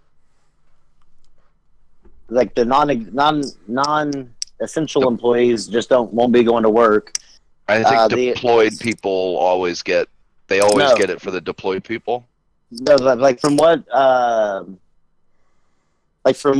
Philip DeFranco said, if I can remember right. I mean, like I'm trying to remember this video that he did. Is that there's a certain portion of the military that actually still has to work, but they won't get paid. But like back in 2013, whenever the government shut down and Obama passed a little thing, or the Congress did, basically that gave that approved them being paid as well during the shutdown, so they can go back and do that as well too. So, but I mean, I don't think it's really going to affect most of the United States. I mean, it will affect us to a degree because the last government shutdown that shut down for 16 days, and with Obama as president, and it costed us an estimated $24 billion.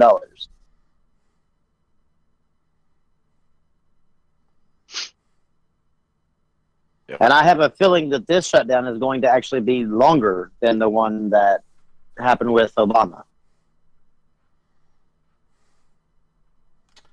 bro, this is some bullshit. Like, so. Well, yeah, this will actually affect income tax returns, though. The IRS isn't an essential thing, so it will affect how long it takes to get your income tax returns back. It did the last time too. Really? Yeah, the shutdown actually ended up costing what's it called? Ended up like putting the IRS or putting the refunds back like it was like a week or 2 weeks behind. And so yeah, I mean it's going to affect how long it takes to get the what's it called? Your tax refunds back. Which sucks about that, because I mean that's one thing I was about to use to move, and thanks to fucking Pocahontas, yeah. Chief Liawatha. Crazy psycho bitch.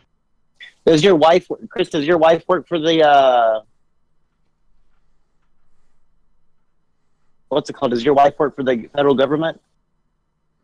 And yes, how can the IRS will still be there and still function, but like processing refund checks is not essential.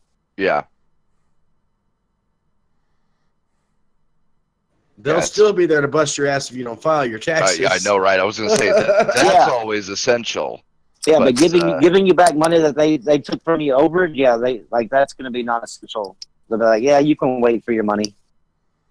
I hope we actually get our income taxes back this year. It's supposed to be like $6,500. So that would be amazing. Yeah, man. Last year we got back at like close to 9,000, and that was so much. I mean, it was like, yeah, let's go. That's fun. my ex and Brimstone's ex the same day. Merry Christmas for the next few years. There you go. Pretty much. Wait a minute. So you're gonna buy him an X?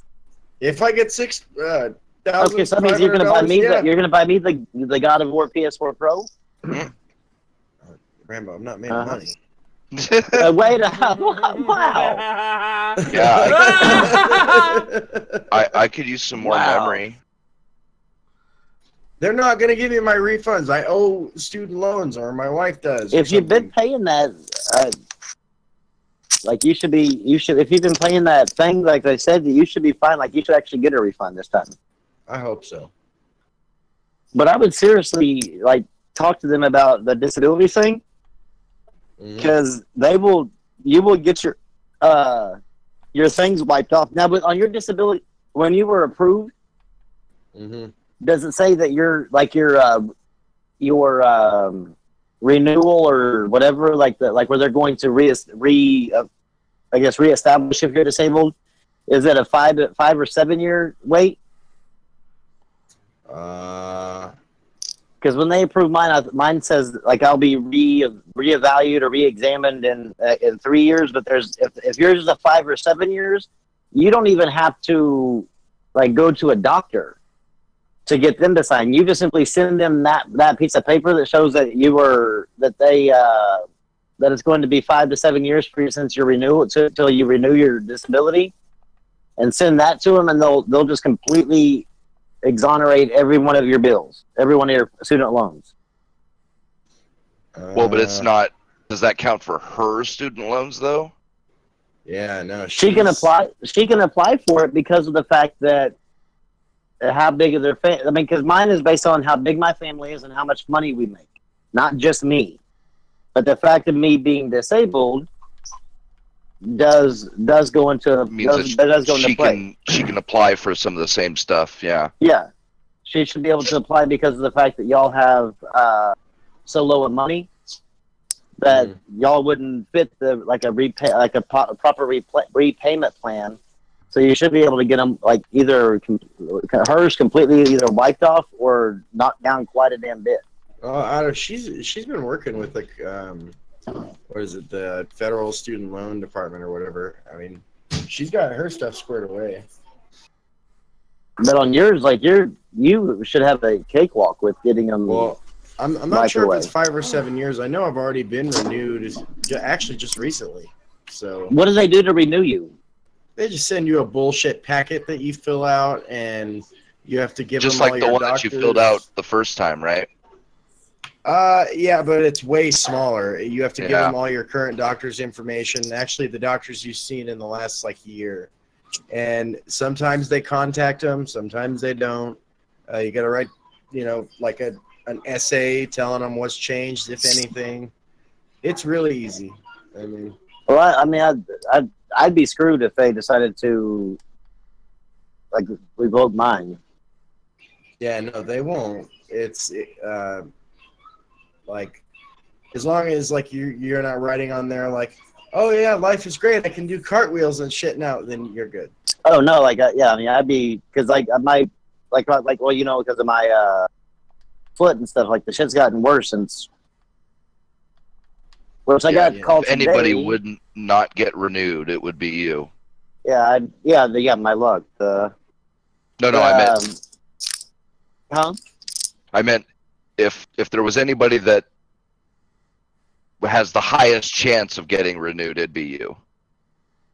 I would think so. I mean, I would hope so because I hope that because I don't know, but I've just had nothing but bad luck with like having to like send in forms to the damn like disability division.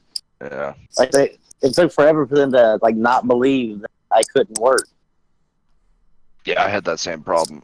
The initial sign up or whatever is usually the hard one. After that, like it's hard to get taken off of it. It's hard, like, and it's hard to get on it. But once you're on it, then you're good. Okay, so because that was worrying me because I know mine's supposed to be coming up this year, and they said there's a good chance that with the number of people on disability that you never even reviewed. Yep. Oh yeah, yeah. But in the off chance that you are, but see, like the number of doctors that I was seeing has dwindled down to just one because I can't afford to go see the other fucking doctor. It doesn't matter. You still tell them the doctor's name, you give them the information, and any files, if you are reviewed, which, like you said, chances are you won't be, then they'll call that doctor and ask for any files that doctor has on you. And you obviously have proof. I mean, yeah, like I try to go back to my PCP. Before I had Medicaid and Medicare, so they paid 100%. Yeah. And then now I try to go. I mean, for the first time in a year, went back to my PCP so that way I could get them to fill out the form for the student loans, and to give me because for some reason my pain management doctor will like his policy is to only fill out handicap placards for 6 months at a time. And so I had to get it for 5 years. I had to go see my PCP, but I went there, and they were like, "Well, since you haven't met your deductible, it's going to be $148." Yep. And I'm like, for me to go back there and sit for fucking 2 minutes? Yep, that's just the way it is. Today, I just paid about that for them to hand me a paper prescription. man, I haven't had to pay shit so far at Kaiser. Yeah, and for me to go, like, next week, I got a phone call today. They scheduled an appointment for nerve testing on Wednesday. I have to call and, like, move it to Friday when my wife gets paid because it's going to cost me $90 out of pocket. Yeah, for the first, like, 3 months of the year, you're going to, like, eat shit and smile about it. But see, I never, like, since I've only seen the pain management doctor, I never have to worry about it because he never bills me anything more than what Medicare pays. Yeah. Well, you'll find some doctors that are like that. Like, mine's willing to bend quite a bit, but there are others that are just strictly by the book and are all about $1. I don't know. I got to find a psychiatrist that's like that because I can't afford the psychiatrist portion and the medicine on top of that. Because the medicine that they want that I need from a psychiatrist is a lot of fucking money a month.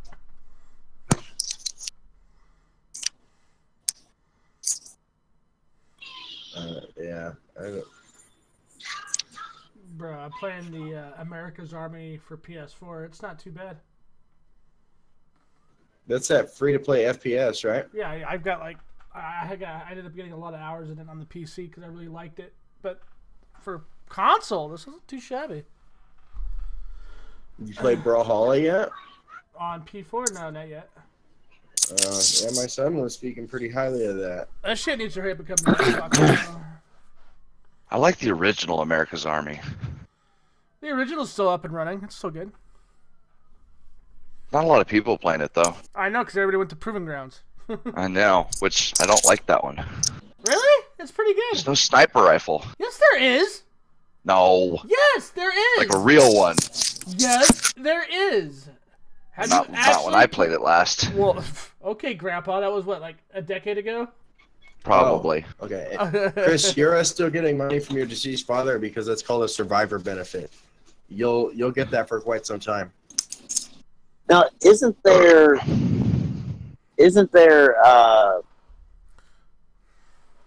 because I like a long time ago I know there was like that if like the wife had to like or anybody in the family like the wife or the husband or whatever had to like stay at home to take care of the people on disability, there was a chance for them to get a check. Yeah, they still have that actually.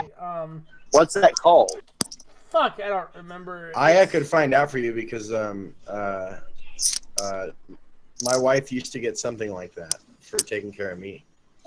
Like Now, does she have to be at home all day to do that, or does she to get that, or does she a certain amount of hours a certain a amount week? of hours have to be clocked a week to get it? Yeah.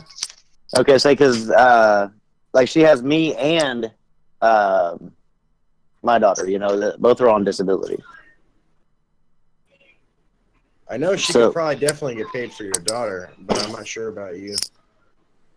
Yeah, well, I mean, after the seizure in the bathtub and being hurt and stuff like that, then it quite sucks to have somebody in the bathroom with you when you take a shower. Yeah. Of course, if it's Well, your that's wife, 'cause you you're could be doing like, it hey, wrong. what are you doing? And pop Yeah. open the shower curtain. I just need to have one of those damn chairs in the damn shower.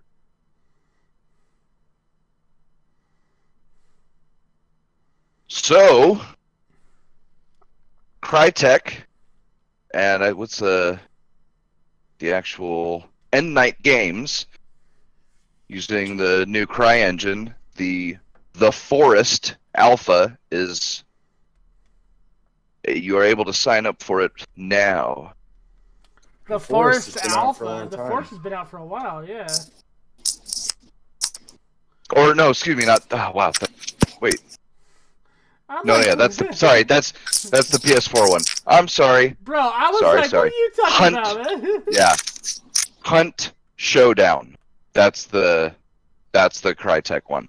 What's that about? Did he say Like, cunt showdown? Hunt. HUNT. Oh, okay. Cunt I know showdown you would are a be good. cunt, but you know, it is a multiplayer, open world, survival. It's got both PvP and PvE elements, and apparently it's permadeath. of course it is. I'm not sure how I feel about that permadeath shit.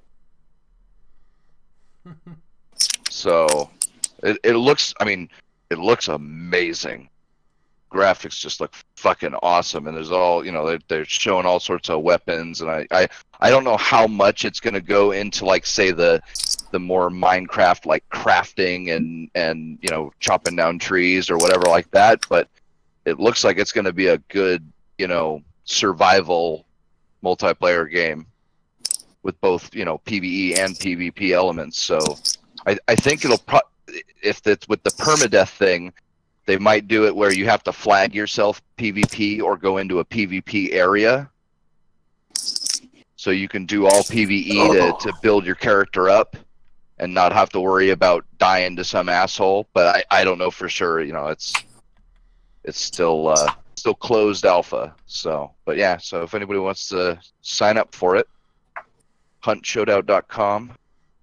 Maybe we'll see each other on the battlefield. Is this called the Hunt Showdown? Just Hunt Showdown, oh. but yeah.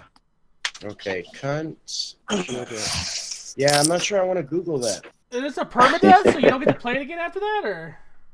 Well, I guess you gotta make a new. It showed the, like, character select screen. The guy had a bunch of different characters. Oh, okay. So, So as long as it's yeah. okay, all right. I Not get, like you get one character and that's it. okay, But yeah, because that's but what, each character, yeah. Yeah, I was gonna say that's what fucking happened with that one game, the Calling or whatever. Yeah, Like, yeah. you paid full price for that game. You died once. You were fucked. Yeah, and this is like Diablo 2 ladder. Oh, I can get behind that. Hardcore, yeah. It looks really cool. I've been wanting a good open world survival game, and this looks like a fun one. Yeah. So Crytek, if you're listening, give me an alpha spot. I don't think they're listening though. If you made a You'd be surprised who Twitter- listens to us.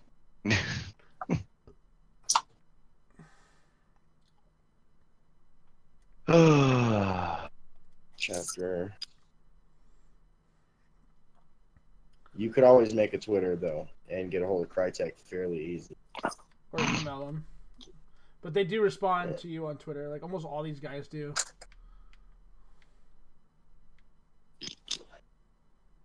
Hey, I saw a thing by this company that they make Nightmares from the Deep and Grim Legends. They're point and click adventures, like really easy platinums. And I've got the first 2 of each one of them, and the final one's coming out in February for both of the games. And so I saw their company on Twitter, started following them, and then I clicked on their link, and it took me to, of course, their website, and I sent them an email at their press page, and I told them, that I write for the Loot Gaming or whatever, and I'd be interested in reviewing some of their games for them and putting it on the Loot Gaming and doing stuff like that. And they emailed me back and said, "Thank you for your interest, and we'll put you on the list, and we'll be sending you information on the codes here soon." And they're gonna just go ahead and give me codes for the Steam and Steam. There's 2 games that are coming just to Steam and mobile, and they're gonna give me those codes too. So whenever I get those, I'll either have to play it on mobile or I'll have to give it to somebody else, and then they'll have to tell me about the game so that way I can review it. We need to get you a graphics card, Rambo. He doesn't want one because he's got a brain.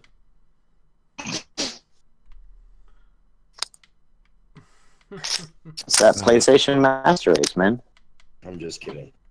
I have nothing against PC. I just put the X.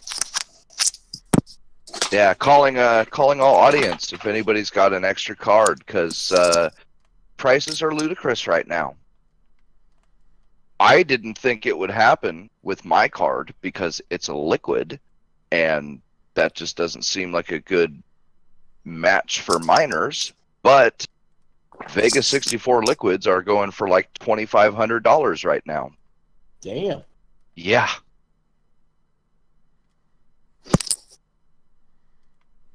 If I wanted to, I could sell it for over 3 times what I paid for it, but I like it too much.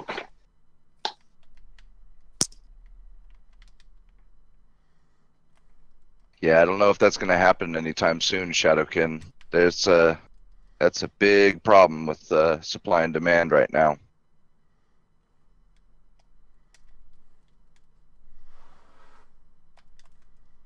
Although, check physical retailers in your area, Shadow, because there are a lot of them that are limiting how many you can buy at one time.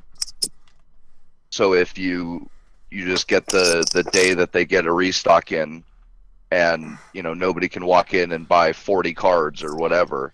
So, and they're marking them up, but they're not marking them up like they're being marked up on eBay and shit.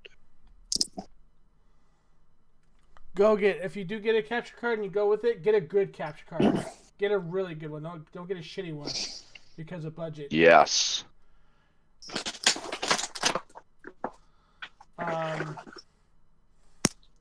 Because I know although, oh, go for it. No, I was just gonna say there's quite a few of them out there now versus where they were when I first started to do it. They don't even have a brand name. They just say records in HD. But some of them actually do better than the fucking Elgato shit, dude. And Favorite Media. And I was gonna say, be careful about Elgato. This actually was in that Jay's tech video with the other guy, where they were talking about 3 different ones. One of them was like a USB stick, which the other guy said actually worked really well. And then there was 2 different versions of the newer ones, and one of them was laggy when he was trying to, even though it could do 4K, it would lag on 1080-60 by, I think he said he had to put in like 1/4 of a second audio delay for it to line up. But the newer version, I think it's like the 400D or whatever it is, that one is perfect. Yeah, so just check out a bunch. They've got brands now that are just starting to get into the game capture market that are actually surpassing some of the highest in Elgato's and the Aver Medias on the market right now for like half the cost. So I mean, that's pretty fucking cool. And they even break the 60 megabits per second recording mold. Some of them go as high as like 250. Which Mbps? Yeah, it's like I don't know why. Jesus. I think what it is, to be honest with you, I think there's a lot of foreign companies that don't understand the technology, so they just think higher the number the better, you know? Well, they might be preparing for like 4K 60 content. Maybe. That seems like a number that you would need for something like that. I mean, 1080p 60 you can get away with. I mean, really 30, 40, 50 tops. Something like that. Mm-hmm. Well, my Aver Media records at 60. My Aver Media records at like 1080p 60 frames a second at 60 megabits a second. So, I mean, yeah. It's got that's for the LGX. Yeah, the Aver Media LGX. Yeah. So for 4K 30, it's half the frames, but it's 4 times the pixel count. Mm-hmm. So probably around 100. Yeah, I don't know. I don't know if that would do 4K 60, but maybe they're probably just putting that extra headroom in for 4K content just to say we know for sure it'll do it. Mm-hmm.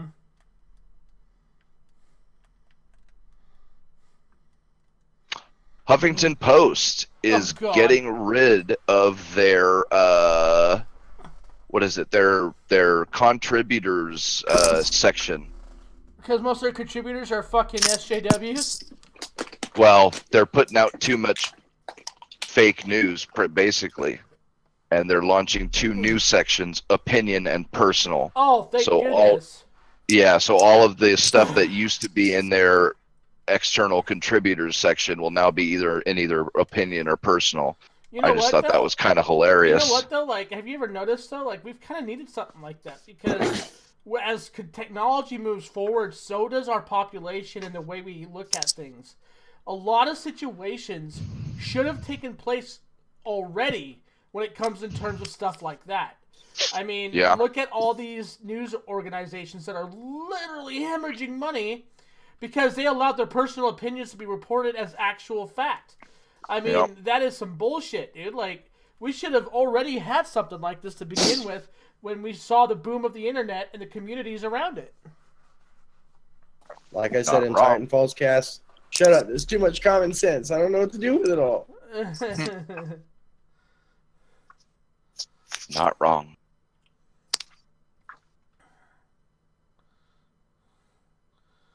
God, dude, like the players in this game, Rambo, are fucking terrible. These guys are idiots. Players. Yes, in America's Army and the PS4 community, they're fucking morons, dude. There's only a few of them that actually know what they're doing. I don't know what to tell you. I think it might be you. This is your community, dude. Just saying. My community is good. Like you're playing in probably China servers or something. Dude, that'd be the best ping in the world if that was the case, because I'm at like 30 ping. If that's China, my dude, then damn.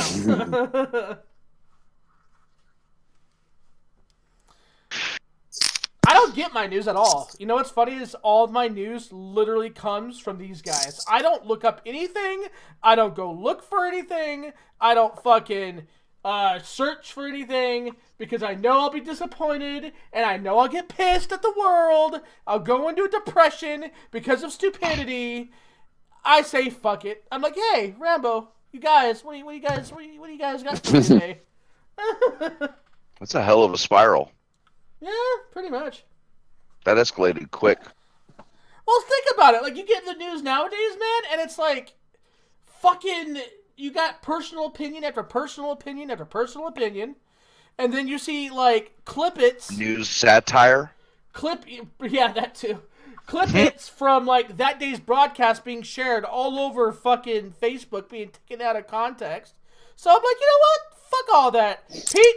From now on, you're my news guy, so is Rambo and Shane. I let them tell me what the stupidity is. I mean, you're not wrong. like, because here's the thing, like, I got family members, all right? They hang on to everything that Fox says and CNN. Oof. And it's rough, dude. It really is. It is so rough because anytime I talk to these people, like, did you hear about what Trump did today? I'm like, nope, I don't even want to hear it. I don't want to have this conversation. Get away from me. Don't care. And even if I did, I wouldn't trust what CNN or Fox told you about it. So. Yep, exactly. I just get to that point now where I'm like, I'm all for talking, but not about this and not today. Jay Caesar, I did see Sargon's critique of the Peterson and what's her name? I had that up. Maybe not. Whatever that lady, that UK news lady was, and yeah, both the interview and Sargon's video on it were just hilarious. She got trounced. Yeah, see, neither do I, Chris. Dude, like, only time I care about what Trump says when it's on Twitter, because I think that shit is hilarious. His Twitter is probably better than Saturday Night Live it's a meme factory. Bro, his Twitter is better than most major cable network Comedy Central channels. Like, seriously. You want to laugh? Go to his fucking Twitter really. And watch what happens. Do what? I said it gets me in between seasons of South Park, really, like. Because you know what? you watch Twitter, dude, to see what's going to be in South Park's new seasons. Right. Yep. And I wouldn't blame you. Yeah, used to like. Remember when Jimmy Kimmel was on the Man Show and he was actually funny? No, I don't remember when he was funny because even on the Man Show, he was a fucking idiot, dude. I know the other. Bro, yeah. Jimmy Kimmel, I never liked Jimmy Kimmel, like ever. He was definitely second to Adam Carolla. Yes, Adam Carolla was funny. Adam Carolla, people actually watched.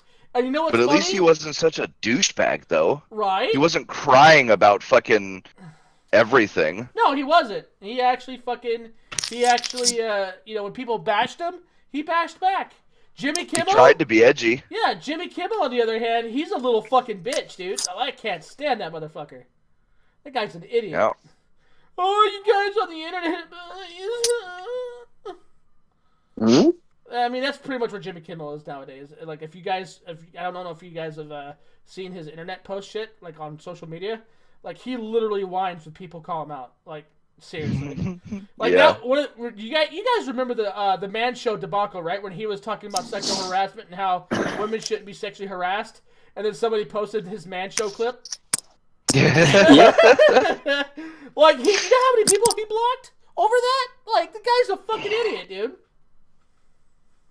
Yeah, it's quite hilarious watching all these comedians and other personalities. They used edgy humor to get to where they were, and then they started virtue signaling and condemning all that edgy humor and more, and totally with no. I mean, the irony is too much, but they've got zero concept of the hypocrisy in what all that entails. And I love when Crowder goes off on him, because he's right when he says they used their comedy and then slammed the door shut behind them for all the new people by, calling it all out as sexist, racist, homophobic, xenophobic, nonsense. Every time I hear xenophobic, I think of the Zenith TVs from back in the day. I think of xenomorphs. I think of Xena, Princess Warrior. See? It's just... That's sexy, though. That woman is still absolutely... Yeah, we need more female stars. Finally, a female star. So is xenophobes. Xenophobes are sexy, too. What the fuck? Yeah. Oh, I haven't. I asked Shane. Did you guys see that that IGN thing that I posted a while back on the Stream and Chill? Yeah. it was an ad, and it had it was for IGN.com, and it had a picture of the White House, and the caption was, "When something blows, we won't lie about it."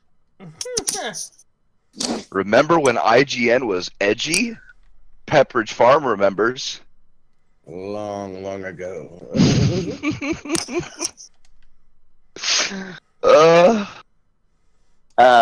I forgot all about that, man. That shit blew my fucking mind. Later, Cyrus.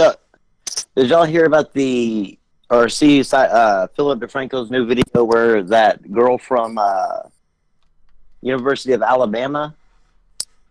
Oh, where she drops the N-bomb? Yeah.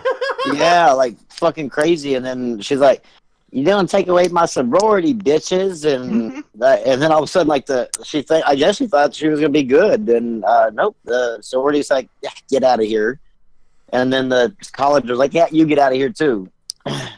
So she's like at home. Then I was just like, "I did some really stupid things." You think? Her mom came forward and like dropped a huge letter about her daughter, about how stupid she was, and yeah, that shit was funny to me. Like, you dumb bitch, you can't get away with saying some racist, outlandish shit over the internet just because you think you're like. That's why I don't understand. Like, she is literally the embodiment of early years YouTube. Because early years YouTube, you saw that shit all the time because the people thought, "Oh, you can't do anything to me. You can't do it." Yeah, right. Okay. So you go ahead and post your troll video, say some racist shit. I'm going to give it to your boss. Watch what happens. Like, what's crazy is that like I guess how like I didn't understand her rant. She was turning water off to save the black people. what? Well, she's like, "See, I turned that water off. I don't like black people, but I just saved you. I just saved the niggers there. I turned the water off. Because most of them can't swim. Turn the water off, save the niggers." That's what she kept saying. I was like, "What the hell does the water and black people have to do with each other?" Well, like that? Is it going to be? Is there something like because there's not enough clean water in Africa or something? Maybe. I don't know, but she was in That's the the only bathroom thing I can doing think this, of. and I was like, "Going, what the hell? Like, your little racist rant's not even making a damn bit of sense. Like, what?" I guess you just feel like saying the word. Stupid white people. That's where that comes from. You think? I'm just saying. I mean, now that girl, like that one, she deserves to be called out and be called a racist. That's one that you could actually pretty much clearly say that she was racist. Oh yeah. Because her apology video was like, "Y'all all mad because I said nigger? Well, nigger. I was like, "Okay, well, that's an apology." I was like, "Good God!" Like, it was just mind blowing how like racist she was and just open about it. She was like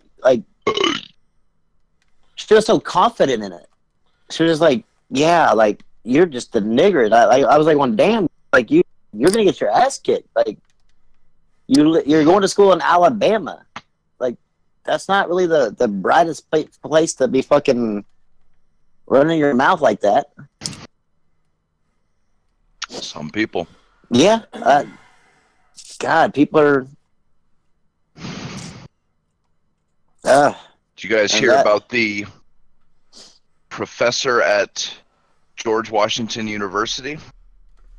oh, No. boy. Female. She wasn't a full professor. She was an assistant professor who got a complaint of sexual harassment.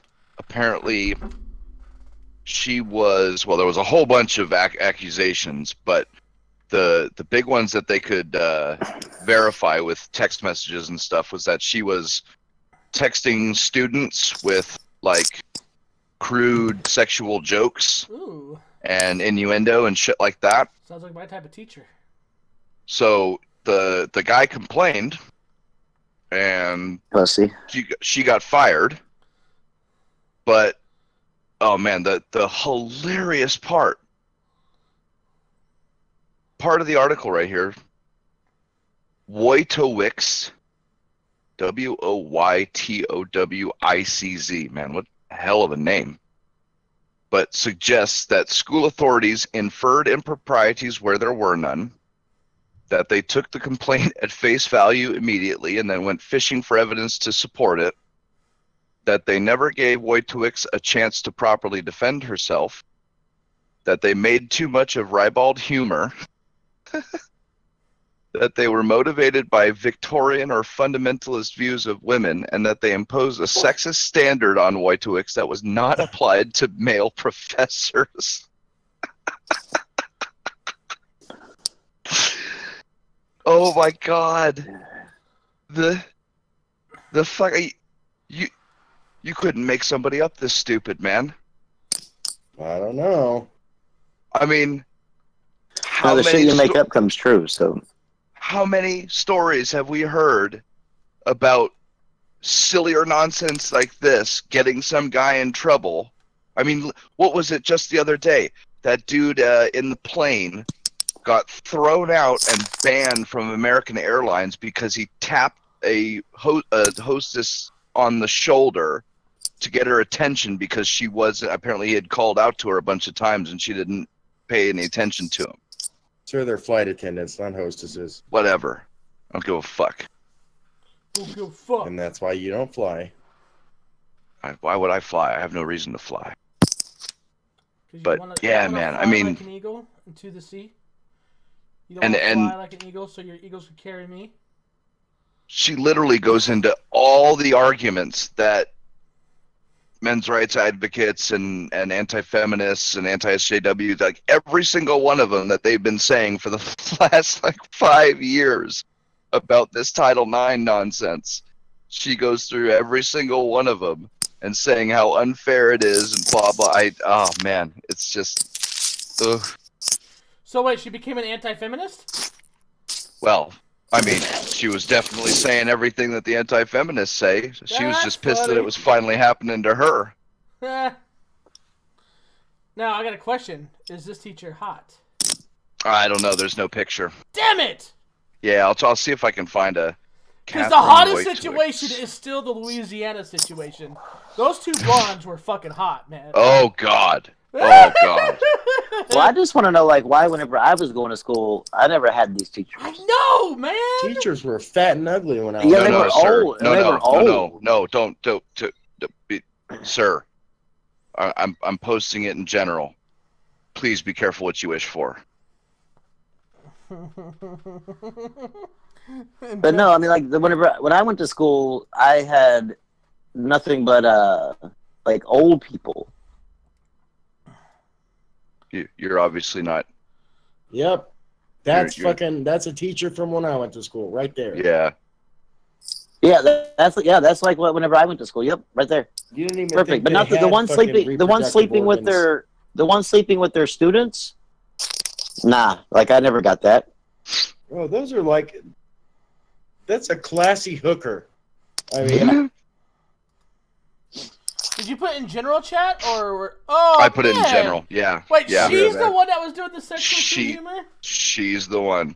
And meeting students in non-campus areas at like coffee shops and shit. And I mean, yeah, the list of things that was done is quite extensive. You know what's fucked though? Like that is only a problem when like shit like the crude shit is attached to it. Ooh. Don't go forward. Okay, good.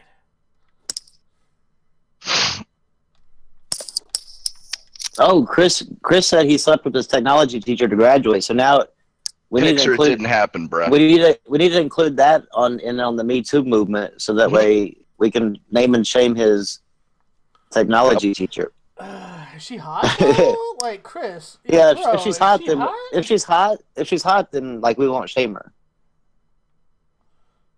She's mean, safe. That's how feminists do it, right? It's sexual harassment if a Yo, ugly neckbeard there- does it, but if it's a beautiful Adonis, Bro, I had one teacher that was hot, and that was in 8th grade. That was in Golden Valley. Her name was Mrs. Hooper. This woman was ungodly beautiful. She was in her 20s, young, big tits. I mean, everything you could ever want in a woman. And she was funny, all right? She actually had a sense of humor for a teacher, which was, back in those days, was fucking unheard of. She was literally the youngest out of the entire faculty, and every fucking dude had the hots for her. Like half the team, our school's team was hitting on that shit on the daily. My chemistry teacher in college, she was pretty hot, and she used to. She didn't want. I don't know if it was her husband or her boyfriend, but she didn't smoke for real anymore, but she would sneak cigarettes with me outside of class. Yeah, never had a good looking teacher at all. More greatness from the NFL. Oh boy. NFL is making your racial identification a required field for Super Bowl media credential requests. Wow! What the fuck? Yep.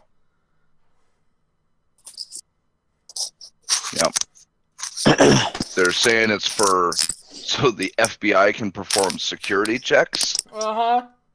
But I mean, isn't that what everybody has a photo ID for? Check, yeah. A racial check? Man, what the fuck? What does that even mean? At this point, you know what I mean? Like, what does that even mean? Like, oh, well, you're not African American, we don't want so you. we don't want you. Yeah. Well, wait, you're Hispanic? Oh, you might be a good running back. Hold on. Like, I mean, Jay Caesar, the NFL viewership is just spiraling down ever since Colin Kaepernick. What were the last numbers? It had gone down 60% or something like that. I don't know. I know it's actually been it's lowering. So yeah, it's bad. Yep, and see this is the shit. I keep trying to tell these fuckers with the Overwatch stuff. It's like, this is the stuff that's gonna kill. I mean, it's different a little for esports, but conflict is what drives these games, and competitiveness, and look at how many people paid for free tickets to a press conference where Floyd Mayweather and Conor McGregor just sat there talking shit to each other. I mean, they had I think it was a couple 10,000s of people, and a whole bunch of them, a bunch of people grabbed a bunch of the tickets, and they were free, and then they were scalping them out front, and people were paying to watch that shit because drama is fun to watch, especially when it's good shit talking. And so this shit with that kid getting suspended and shit for, really, that wasn't that anything horrible. I mean, Jesus Christ, he basically told him to suck a dick and he's gay. Come the fuck on. But I mean, that's half the fun of watching this stuff, is watching people shit talk each other. But they're gonna make it to where shit talking is legal. Yeah. And with the NFL, it started with when they banned Super Bowl, or touchdown dances, and then it was any taunting whatsoever, and then it was even talking shit you could get thrown out and stuff. And that's the spiral started then, really. I mean, NFL viewing has been down for a long time. I mean, it didn't really start to go until the Colin Kaepernick thing, but I mean, that's half the fun. There's not a whole lot of people that watch chess tournaments. No. You know? Yeah.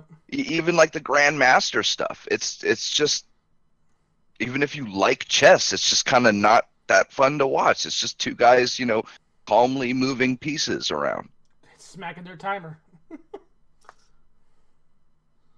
I keep trying to tell them they're gonna fuck this shit up, but they don't want to listen. I don't know. So many. I think they're just trying to take the fun out of a lot of shit, dude. That's all it comes down to. Dude, it really is. either that, and then for the bannable offenses in the game for the regular people, not the Overwatch League, I think a lot of it too is they want to get back at players that displease them by abusing the rules, or they know they can't compete, so they want ways of getting rid of people that are better than them.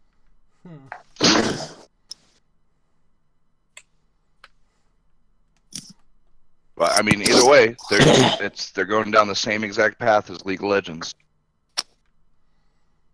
And it's so funny. It's so ironic. They all use League of Legends as an example of a toxic game with a toxic community.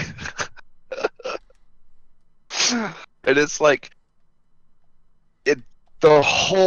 when that game became toxic is when these exact rules that you idiots are pushing for were implemented. I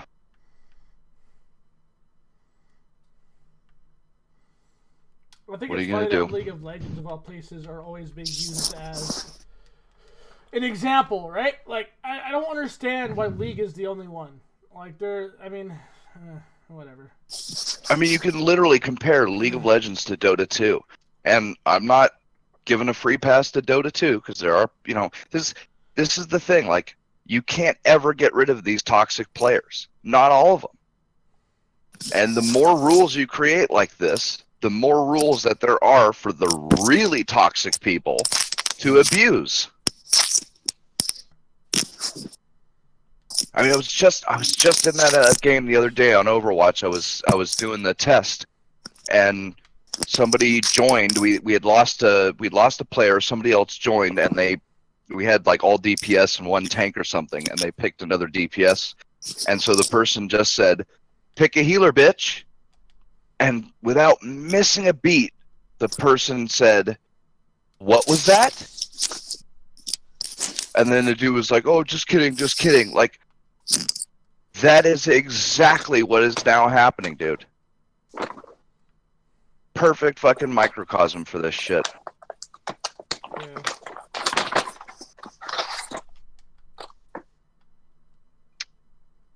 But, what the fuck?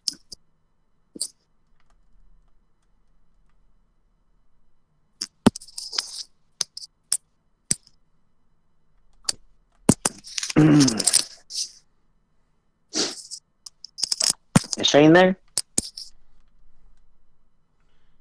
Jane. Write it down. Throw another tally. That's 2 in a row. We haven't talked about Star Wars in China yet, have we? No, we did that before the thing. Before. So, episode 8 is being dropped from all of China's movie theaters. And they cite that it's because of how heavily the film references the original movies, and they think that China viewers don't have the same familiarity with them as American viewers do. I think Although the China viewers don't have the same Fan base. this is gonna sound really bad. It really is, but I don't mean it in the way you think I'm gonna like. Racist! The Just say Chinese it, viewers Shane. don't have the same value because they're not that involved in the lore. They're not that involved in the merchandise. well, yeah, they didn't grow up with it. Yeah. See, so yeah, that's what I'm saying. And that's fair enough, but my big argument against that is that it's not just this movie. All 3 movies have been getting consecutively worse viewings and money. So let's see, The Force Awakens totaled 124 million, which is well below Disney's forecasts, apparently. The spin-off earned only 69 million, and that's the thing. The spin-off, the Rogue One, that one didn't really build on anything from the original. So if they want to use that argument, that doesn't explain the Rogue One numbers. Yeah. And so now the newest one is, it's looking like now, I don't know when exactly they're pulling it and, you know, how much they could earn in that time or whatever, but it's looking like it's going to finish with 50 million. So 124 million down to 69 million down to 50 million. And that's in the, I believe China is the largest. I think they gross more than the US does. Wait, for Star Wars?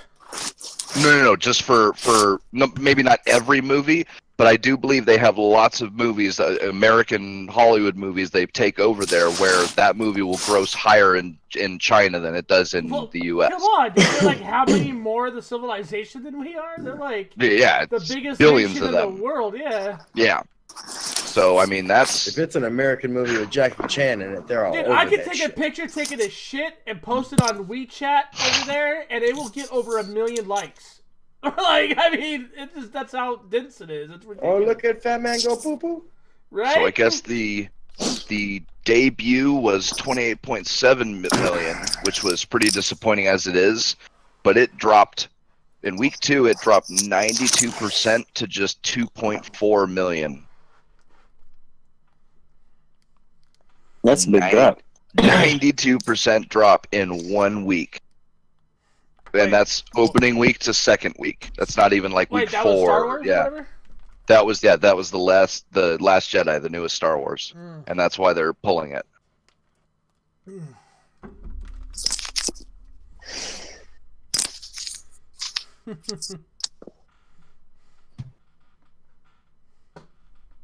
Yeah, Chris, I could maybe see that. I mean, the Japanese people certainly loved the Ghost in the Shell reboot because of what's her name? Scarlett Johansson. Scarlett Johansson. Yeah, they loved it. I mean, she does look exactly like the anime character, and she is pretty. So it very well Rambo. could be that a lot of the people there were not very good looking. Did I get your opinion on the Lindsay Lohan Batgirl thing? Or did you hear mine? Wait, No? what? All right. Check this out real quick. I'm with them. I'm with them. Yeah, all right. Check this out. The runners for Batgirl would be Lindsay Lohan, Emma Stone, Scarlett Johansson, and there's some other red-haired, like, she's not a natural redhead, but like you see her a lot with red hair. Now, out of who I named, I think Lindsay Lohan would be the best Batgirl, and here's why. She's fucked up big time. She's been that crack whore, fucking DUI, like criminal type chick where she's just been tore up from the floor up. I think she has an edge with that to be Batgirl. Like, you know, to be not a young Batgirl, but, you know, just a beaten up Well, I Batgirl. mean, Yeah. talk about young. I mean, Scarlett Jo, that's kind of old to be Batgirl. But Scarlett Jo's got that body, though. I would love to see that spandex again, if you know what I'm saying. I think Lindsay Lohan would make a really good Batgirl. No, I'm right there with you. I agreed with you when you first brought it up. I think if you're talking about the redhead, I think you're talking about. You don't know who Lindsay Lohan is? Ginger Snap, man. No, I know The who one that Lindsay was on the Disney Star that got. I know who Lindsay Lohan Okay. is. No, the red. He said he was talking about another redhead. Oh, okay. Okay. That's not really a redhead. I think I know exactly who he's talking about, but I gotta remember a movie Now, she's if you're been in. like, if you're talking about like Anna Kendrick, I'd take Anna Kendrick any day. Here, let me look up Anna Kendrick to see, because like if I saw her face, Well, she sometimes has red hair, so that's the reason why I said her. Does the oh yeah, the Twilight chick. She is one of the other ones that has been mentioned. That's but not a Twilight chick. Oh, Yeah, she's in bullshit. Twilight. She's in Twilight, yeah, but she's not the Twilight chick. No, she's like the high school One of- girl. Yeah, okay. I was like going. Emma Stone was one of the other ones, right, Yep. Shaner? Yeah, Yep. I think Emma Stone would be the best. Emma Stone is kind of cheesy though. She's Yeah, not real but- edgy. But are we Well, going for an edgy Batgirl? though? That's the thing. yeah. They See, that's the better thing. be. Are they going for a Christian Bale type of Batgirl, or are they going for like the Arnold Schwarzenegger and Uma Thurman, Val Kilmer? Better be a Christian Bale type Batgirl. I'm not even fucking with that shit. Oh man, what was that? Is because it was it Val Kilmer in the one with Arnold, and then George Clooney was in the other one. No, the Arnold Schwarzenegger one was the George Clooney one. Was George Clooney? So Val Kilmer was the Riddler with Jim Carrey, and Two-Face with what's his name? Tommy Lee Jones. Tommy Lee. Yeah. And Chris O'Donnell is Robin. Chris O'Donnell was Robin in both, and then who was Batgirl? Alicia Silverstone. Yep. Oh, she's hot. Yeah, she is. Yeah, but she sucks as an actress. Yeah. I don't care. Yeah, She was horrible in that movie. I'd split her 3 ways from Sunday, sir. I don't give a damn. As long as she's not acting. I put her on a couch cast, if you know what I'm saying. Oh, for sure. I'm like, all right, Alicia Silverstone, how old are you? Make sure you tell them you're 18. All right, so have you ever been fucked by a group before? Sure, yeah. She's like, wait a second, this isn't a modeling agency. You're right, ma'am. I'm sorry for misleading you. But we do offer one hell of a severance package. And 401k stock options. God, that Stick fucking around. that motorcycle race. That was some terrible, terrible Hollywood bullshit. I think it was Brim that. No, it was Pete that posted the meme the other day of Harvey Weinstein touching, or no, Hillary Clinton touching Harvey Weinstein, and it said, "Even I have standards." And Harvey Weinstein was like, "No, bitch, get away!" in the meme. It was fun. I know, right? He's like,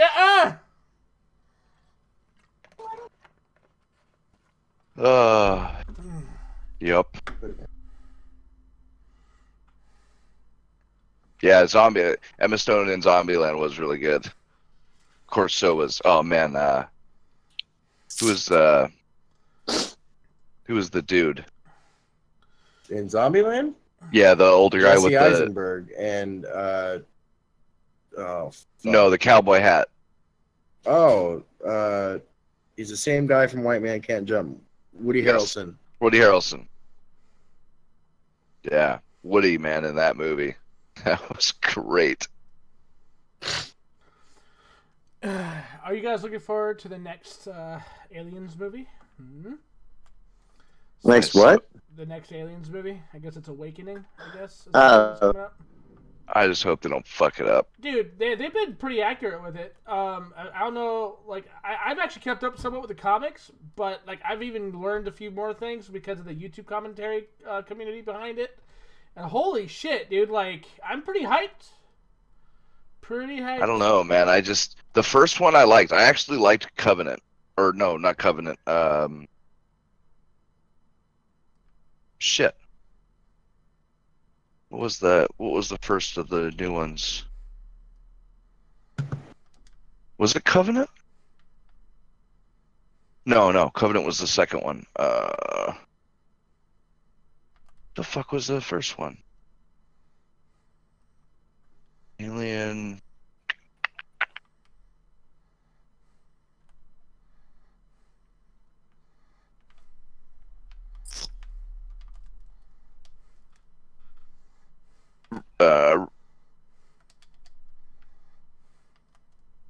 What the fuck?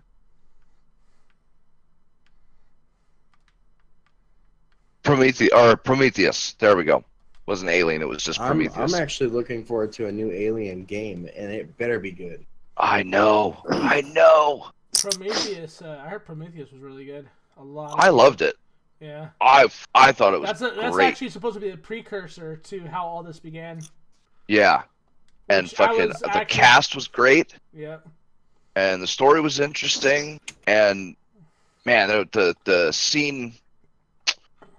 I heard they finally introduced the engineers, which I already knew about before the movie. Right. Yeah. And I think they did a good job with it. Mm-hmm. Yeah. I mean, a lot of people hated it, but I liked it. Yeah, I mean, David, I guess, is the bad guy, right? Or whatever. He's the droid. I mean, yes and no, kind of. You know, I mean, he's a robot, so But bad guy. I mean, he learns the engineers' shit though. Like he learns all Right. of it. He knows what they're trying to do. He Yeah. knew that he knew that they were trying to wipe out the human race because we were a bunch of assholes to each other. no, it was because they wanted to start over. Right, but if you read the comic books, it's because we were too war torn to save. That they didn't like what their creations were turning into. Ironic, considering they were the ones creating horrible biological weapons of mass destruction. To take us out. They have what they call the terraforming liquid, which is a black goo or whatever. Yeah, And yeah. that was supposed to be like a tactic for terraforming. And then anything left behind, they would have just sent out some deacons to fucking wipe the rest of us up. And then they would go in and kill the deacons with the black goo shit, clean the shit up, and then start over again with a new species. At least that's the way it was supposed to turn out.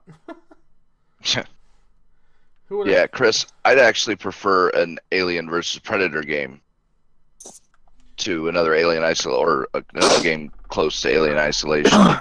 But I like the Alien Isolation. I would rather have a second part to that thing because that thing was badass. it was a good game. I will give it that.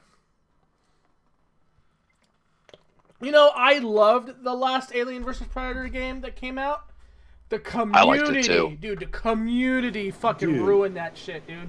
I liked the one before Isolation. What was that? That was the last Uh, Alien versus Predator. Colonial or something? Oh, Oh, Colonial Marines. Yeah. Yeah. That one wasn't as bad as people said it was.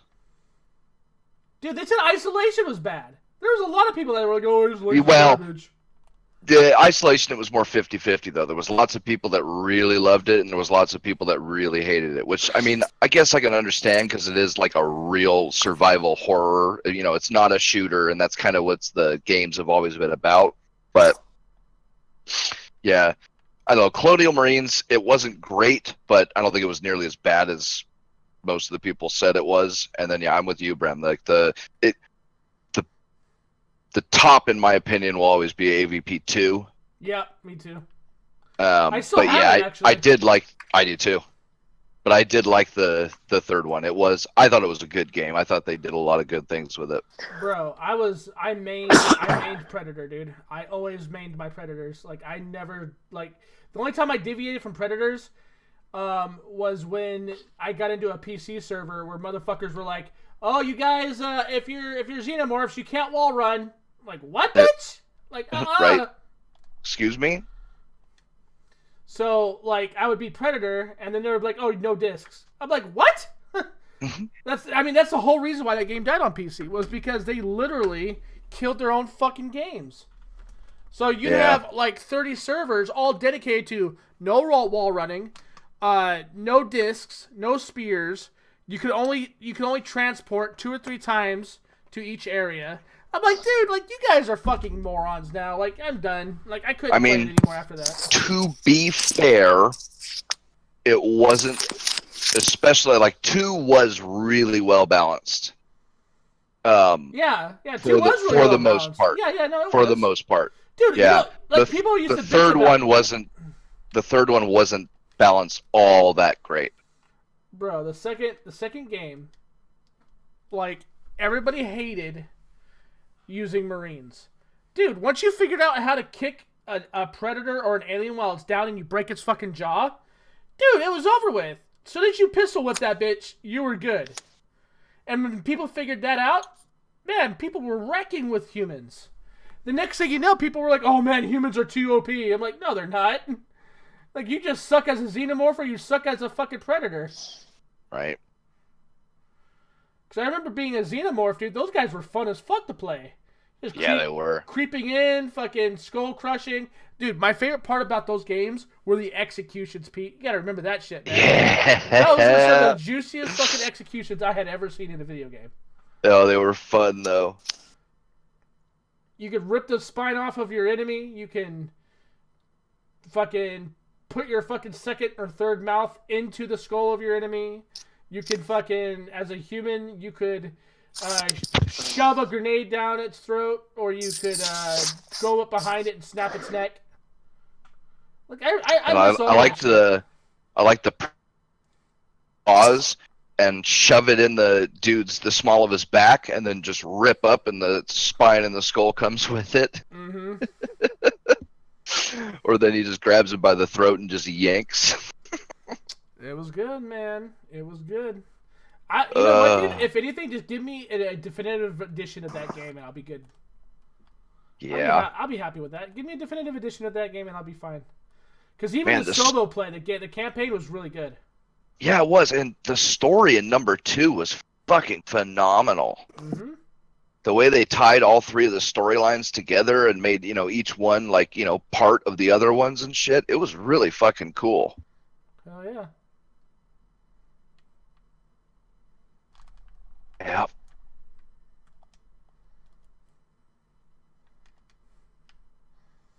So when do you think you'll have Assassin's Creed Brotherhood Platinum, Rambo? Oh God, man, I don't know, because like having to 100% every fucking mission, every fucking side mission, every secondary memory, like 100% everything. So it's like do the whole entire mission and only kill the one person, and like you have to run through several hundred enemies, but you can't kill them. You can only kill the one person, and then try to escape. Go through the whole entire thing and never lose a block of health. And I don't know how many times I've done these missions and got to the very end and lost a block of health and had to restart the whole damn mission all over again. Last guy just gets one little tiny dink on you. And I've been doing this, shit, man, like for 4 or 5 days now, like just nothing but Assassin's Creed Brotherhood, and it's hard as hell, man. Like to get this thing, everything 100%ed. Because there's a lot of this shit that I wouldn't even have ever gone and done, like in a normal Assassin's Creed, but like you have to go and do every last thing that pops up and do it at 100%. Like beat the, get to the end of a catacomb or whatever, and to like basically beat the catacomb in less than 5 minutes or less than 8 minutes, and you got to fight like it's a maze. You have to find your way to the end of. And when you do, like there's sometimes people there to fight at the very end or make it all the way there. Don't kill anybody and don't lose a block of health. It's just nuts. The extra requirements they made to do that. I mean, I guess it keeps the replayability high. Well, it definitely keeps. Yeah, it keeps something. Like this is maybe like because there's only one more left in the Assassin's Creed Ezio collection. But that one won't be played for a while because I think that one's even worse with the extra little things you can do on the side missions. Too burned out. Yeah, like I'm done with Assassin's Creed for a while.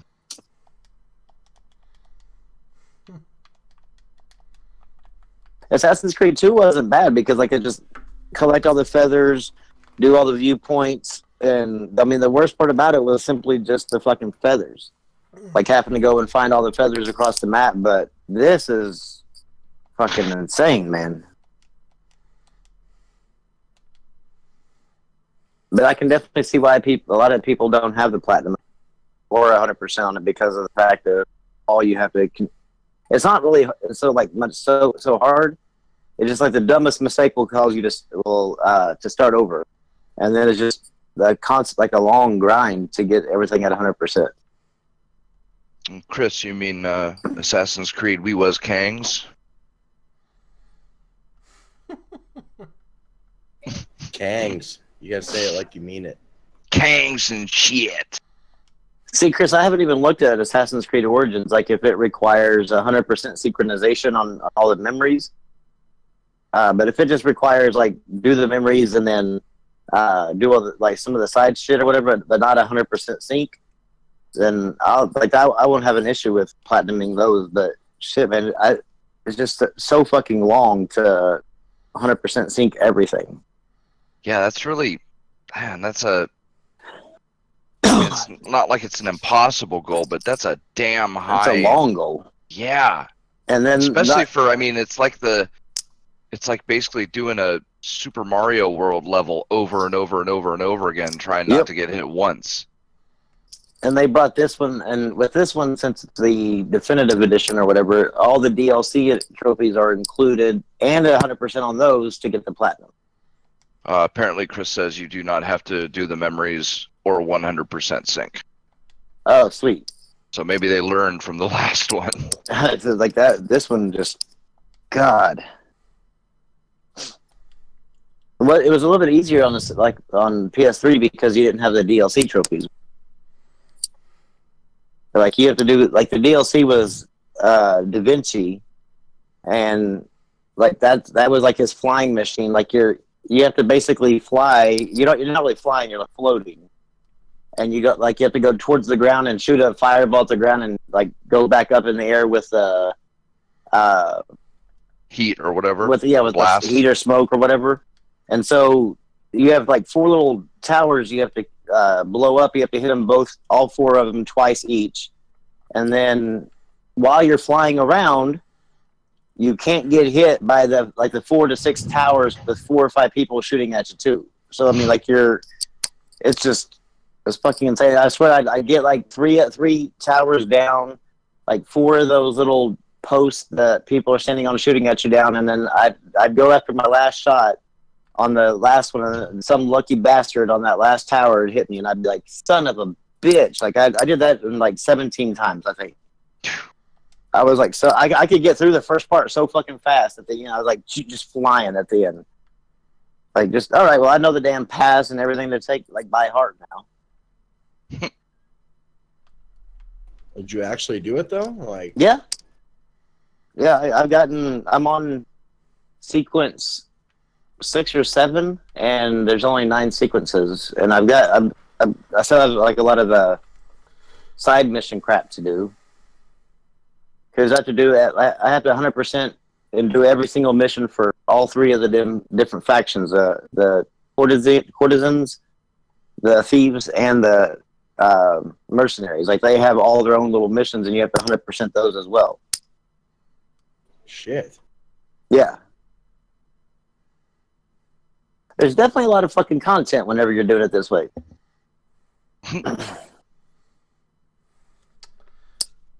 Well, luckily for me, I'm playing the only game worth playing on the PS4, and that is America's Army.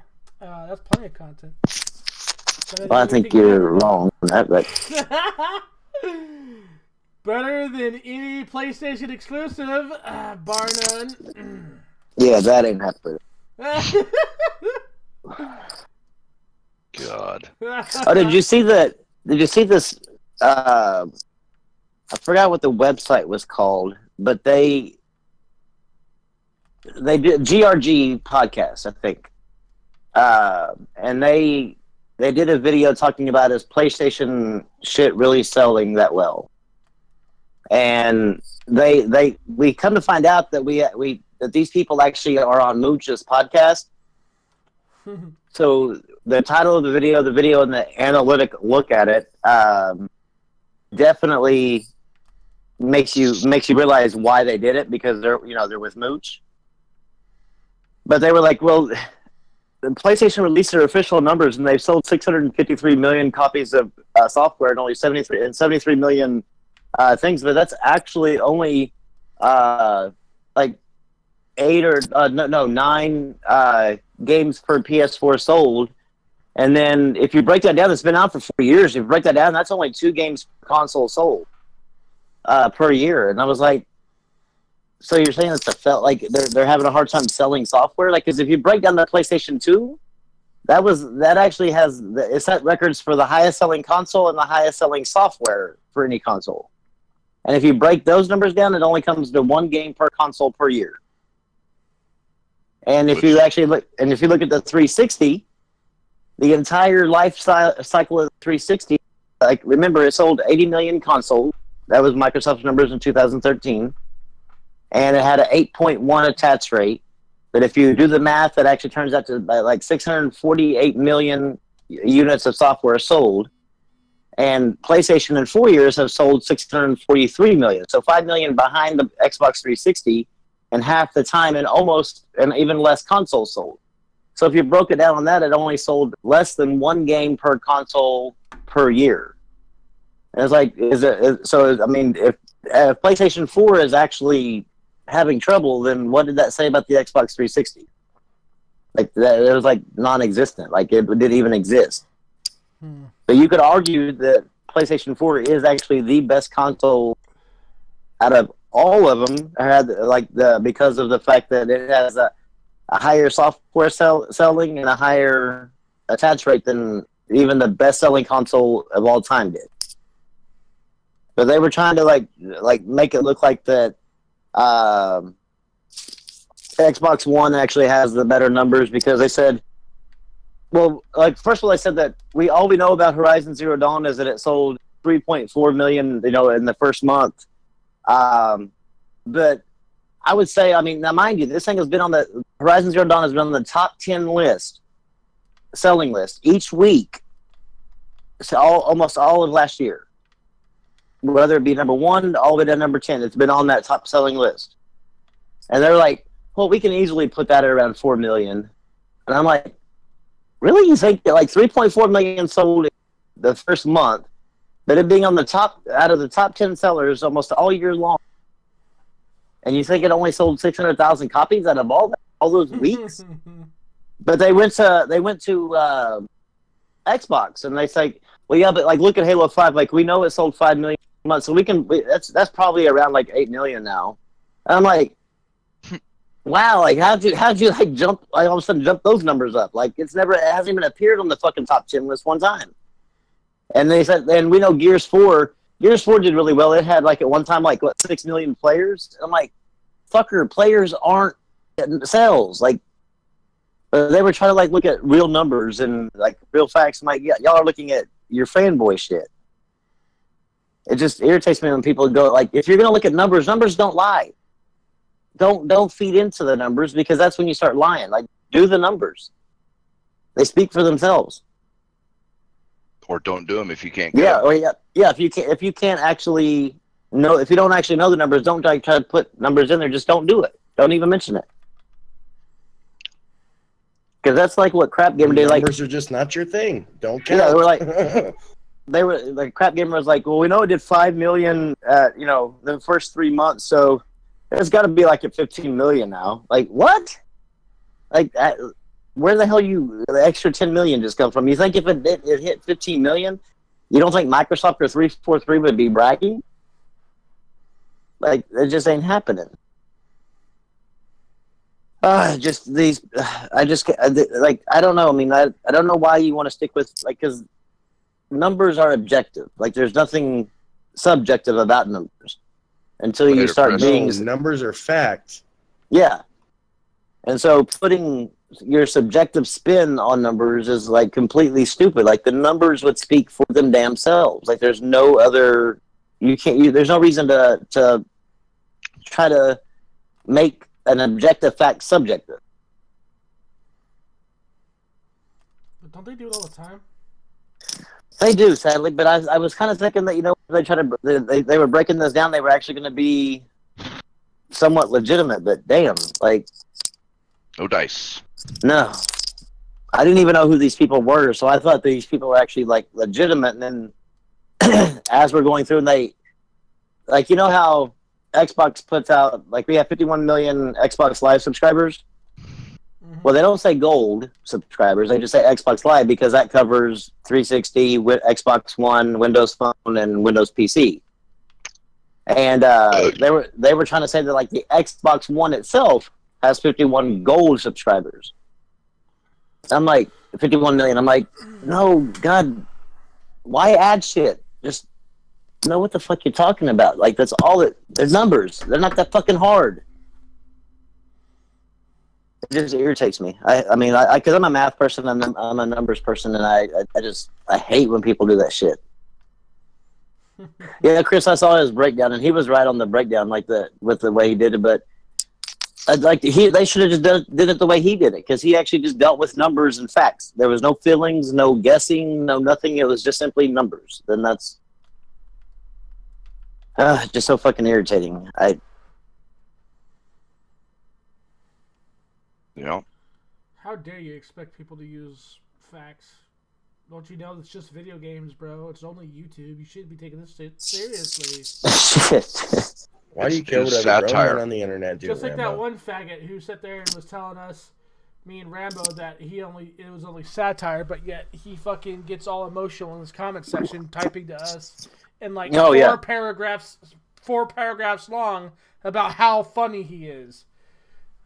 Like, yeah, and how it's just satire, bro. You're getting too serious. You're a pansy. Like, yeah, you're a pansy. Dude, you're the one fucking. You're the one typing a fucking book every time you reply. You seem to be the one fucking all in your emotions. Dude, I was so happy when his shit got flagged down the first time. I found him again, by the way. I hope he gets flagged down. Yeah, he's up there. I hope he gets flagged down the second time. He's a piece of shit. Yeah, I can't stand him. Yeah, but you notice that he barely has any subscribers now compared to what he had before. Oh yeah, that's because people got tired of him. Yeah.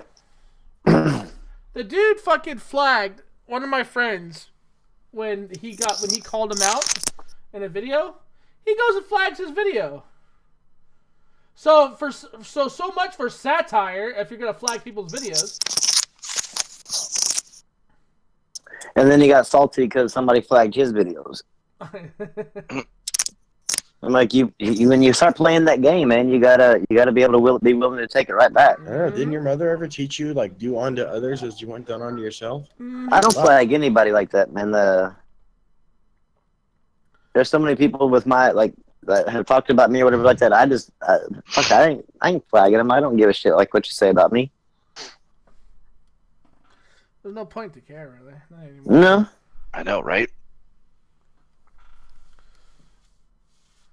Yeah, go get. Yeah, he's a pansy bitch, and I'm not gonna mention him by his name, but he is. For those of you that don't know who this is, he is one of the only YouTubers that will say his content is purely satirical. It is not meant to be taken seriously whatsoever, and he hides behind this mantra so that way he can say and do whatever he wants to people and about people behind their backs, in chats and in calls. And I mean, this guy is such full shit, dude. Like, at least I tell people, like, straight up, like, if they ask me, hey, did you talk shit? Yeah, I did. Him, he's like, but I was just being satirical. I'm like, just a meme, bruh. It's just a meme, yeah. Like, I hate that shit more than anything. When people hide behind the whole, like, meme thing. Oh, I was just memeing you, bro. Just memeing you. Like, come on, dude. Like, grow some balls. Stop being a bitch. And me and Rambo called this guy out in his comment sections, and he got so fucking bent. That's how you know it's not really satire. Yeah. I mean, it was paragraph after paragraph after paragraph after paragraph after paragraph. Like, you kept on having to hit read more, like, every single time he commented. Like, and sometimes he'd comment 2 or 3 paragraphs at a time. Yep. But he wasn't upset. We were the ones that were taking it to. All we did was ask questions. Like, motherfucker, I just wrote a sentence. Like, the question was simple, really. Like, how is this satirical if you're yelling in a mic? Simple shit, man. And it's still the same shit. He'll leave you a paragraph-long sentence, and he'll tell you you're a piece of shit asshole. I'm like, okay, I'm a piece of shit asshole, but you're supposed to be funny. So insulting people is just funny now. Like, I mean, all right, bro. Whatever. Yeah. But we're coming up on the what 2-3 hour mark. You guys have anything else you want to add, or you want to end it? No, I'm good. As far as I think we talked about, I guess probably mainly everything that I can think of. But it's just a meme, bro.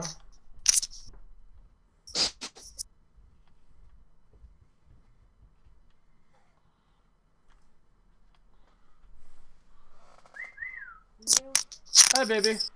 All right, so I guess we could end this on a typical note that, hey, Shane, when are you going to send those nudes? Just so people know. Well, here, I got something better for you. Just hang on just a second. Hold on. Quiet. Listen. You hear it? Listen. Wait a minute. Oh, 4K Mountain Another Dew. 4K. What's 4K about it? There's a podcast called the Press Start Podcast. Oh, yeah, let's talk about that real quick before we end it. Yeah, They beat Weapon Wheel Podcast at Gears of War 4. And they beat Zaire's Broadband Bullies Podcast at Gears of War 4. But are we really surprised Like in that last one? I'm not. No, but I mean, like, and that, somebody said, what's next? PST play them. Like, they'll come up with every fucking possible reason, because you're talking Tim Dog, Crap Gamer, Mooch, and Zaire. Like, out of them, I think Zaire is probably the only one that actually even attempts to play games. Yeah. Like, that would be just an ass whoop. That'd be fun to watch, though, because I'd love to see them with their ass whoop. So who's all in Press Start? Like, I don't know who, like, I didn't look these guys up yet. Like, His name is Press Start Kofi. He's like the main one. Then you have Erica Cuts for the Win, or Erica Colts for the Win. That's her Twitter handle. I don't know what her channel's name is. Oh no, it's Alex is on there, and then this guy named Jay Main. They all have a channel. Oh no, it's Alex. Obviously, is one of the PC YouTubers that like to make fun of console people. Erica actually does. She's a big channel. She has I think 8,000 subscribers maybe. And well, I mean, big to me. And she does basically normal content, like just talks about shit or whatever, and then also plays games. Press Start Kofi, same thing. He plays his games and just talks about shit. Jay Main is a smaller channel, like I think even less. Maybe he might have more subs than like us now, but he was smaller, like even smaller than me. But basically, same thing with him. Just plays games and talks about games. Oh, okay. Go-Get says they're just bad gamers. Well, I don't know. I can't make that distinction, Go-Get. I don't know who they are. I know who all the other teams that they've beaten are, and I could say. No, I think that might be who he's referring to as those people are the bad gamers. I don't even know if you could consider those other people gamers. Favorite commentators. I don't even know if you could actually call those other people actually gamers, like to be bad or good. But it was actually funny because I mean I saw a little bit of clips of Broken Games and all them playing with against them, and oh no, it's Alex kept sniping him from the fucking distance, like over and over and over and over and over again. Like he kept Broken Games kept going, how the fuck? Like what the fuck? I mean, he was being pissed, like because they could not do shit. He was just sniping him with that mouse and keyboard that's just too funny. From clear across the map. You couldn't even see him where he was fucking sniping him. I was just fucking cracking up, man. It was like they just whooped their ass big time. I didn't get to see the Bradleys one, but that doesn't surprise me really. That's pretty funny though. So they were playing on PC or Xbox? They were playing on PC and Xbox crossplay. Oh, crossplay shit, yeah. Because oh no, it's Alex doesn't have an Xbox, so he was playing on his PC. I think a lot of them were playing on console, but Oh, so He was just, yeah, he was having a fucking field day with it, man. Like, just pop, pop, pop, pop. Yeah, Like every time they, The Gears sniper with a mouse is really fun. like, there was just nothing they could do. That's too funny. Like they were just getting Hilarious. fucking bodied. Yep. I mean, it is nearly point and click with the Gears of War sniper on a mouse. Well, it was definitely point and click with this guy. I mean, he was pointing, clicking, and they were just dead over and over and over and over again. Every time they ran into the spot, bam, dead. And it's cool because when you get a headshot in Gears, their head actually pops like a watermelon. Yep. So I'm sure Broken Games. If you watch just, yeah. Yeah, if you watch that clip, that's what I mean. It kept on over and over again, showing just the heads popping just like crazy. Sure I'm Broken gonna Games- pop some tags. It was quite amusing. I'm sure Broken Games at one point was like, they're hacking. Oh, he was one. Yeah, I mean, he was saying like it was something about that, like something like that. But it was you could tell he was like trying to like suggest that there was something nefarious going on. Of course. It's not like Broken Games has like ever cheated or anything. I mean, or bought subs. I mean, he's better. You know, than I that. couldn't find that article anywhere, dude. Like, that shit pisses me off because I know that article existed at one point. Yeah, shit. He was on YouTube's list. I know! That's the list I can't find. Like, they took it down or something, dude. Like, I don't know. I was looking all over the place for that fucking thing now. And he was on a list a while back in like 2007, 2006, as being one of the known YouTubers to be botting. But whatever, I can't find it now, so. Whatevs. Mm-hmm. But I guess we could end it off as you guys may have not known this yet, but Rambo is trying something new in his sexual life. Oh God. What? What's wrong? Just trying to figure out where the hell this is gonna go. Well, I mean, having sex in a wheelchair is fun, bro. What? You I'm never glad tried? you're taking my advice. You never tried to fuck somebody as a quadriplegic? I mean, you should try it. You might enjoy it. No, never Rollaway have. orgasm, amazing. I'm just thinking the least the legs wouldn't get in the way. And you won't get leg cramps if you're fucking some chick and you have no legs. Man, this is true.